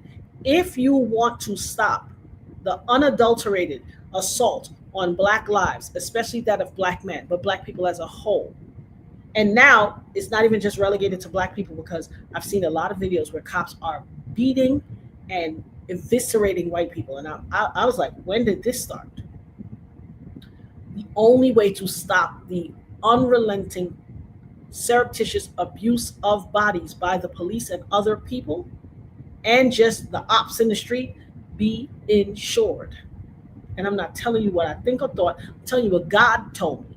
No one is going to enrich the family of the people that they want to unalive, especially when their bond, their bond will be pulled because the insurers won't insure the police. If you are costing them on both ends of the spectrum, one gotta go. You know how y'all be on social media and it'd be like, one gotta go, and it'd be like a pecan pie and a sweet potato pie and a key lime and pumpkin pie, and they're like, one gotta go. And you have to decide which one gotta go. If you're a police officer and you think you can continue to go out there and take the lives of Black people that are insured, you are what gotta go. Look at the camera, she says. Look at the camera. You gotta go. You gotta go. So I'm not saying, I'm just saying. Matter of fact, I am saying, and I'm saying, if something gotta go, it's gonna be you. Insurance companies don't play that. You are now hitting their bottom line. And I'm telling you, anything you do, you gotta hit them in the pocket. You got to hit them in the pocket. That bond gets pulled and they can't police anywhere. And I'm not talking about the old way where you're not insured, so they take you out and then they resign from this police department and go to another police department and get hired and do the same thing over again, rinse and repeat. Baby, soon as an insurance agency, an insurer has to pay for your life that was taken at the hands of things, and they got to pay double indemnity, trust me when I tell you, say, that their person not only will be fired, they will be arrested and convicted, because the insurance company don't play about their munyan, about their skrilla, about their cheddar, about their cheese, about their gold doubloons, about their shekels, their coins. They don't play. It's only we that's play and a subsection of society that's play, but they don't play about their coins. And trust me, you make them have to pay out too many payers, they come and fail. Okay? I'm telling you what I know. I'm telling you like a TI is. So in conclusion, I love y'all. Hugs and kisses and all that good stuff. My daughter said, look at the light and not at the screen. Well, I tell you, I didn't even realize I was doing this, I'm looking at the light and not at the screen. Okay, the camera. In conclusion, Lord willing and the creek don't rise, I will see all you tomorrow, please God. I love y'all. Like I said, be spiffied up now. Get gussied up, because I'm calling y'all on camera. I'm going to drop the link. Y'all going to come on. We love you guys so much. Make sure you show love to your girl. I keep trying to look at the comments and then the screen, and I'm trying to look at the camera.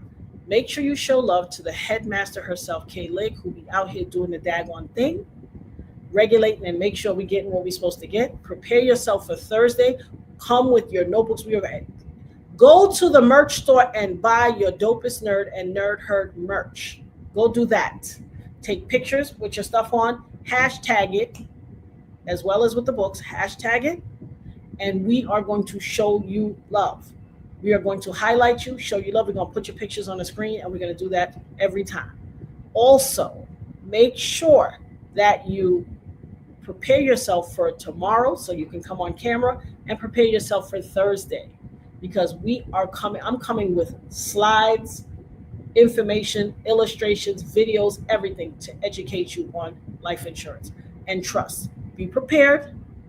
Be prepared. I love you guys. Lord willing, then the creek don't rise.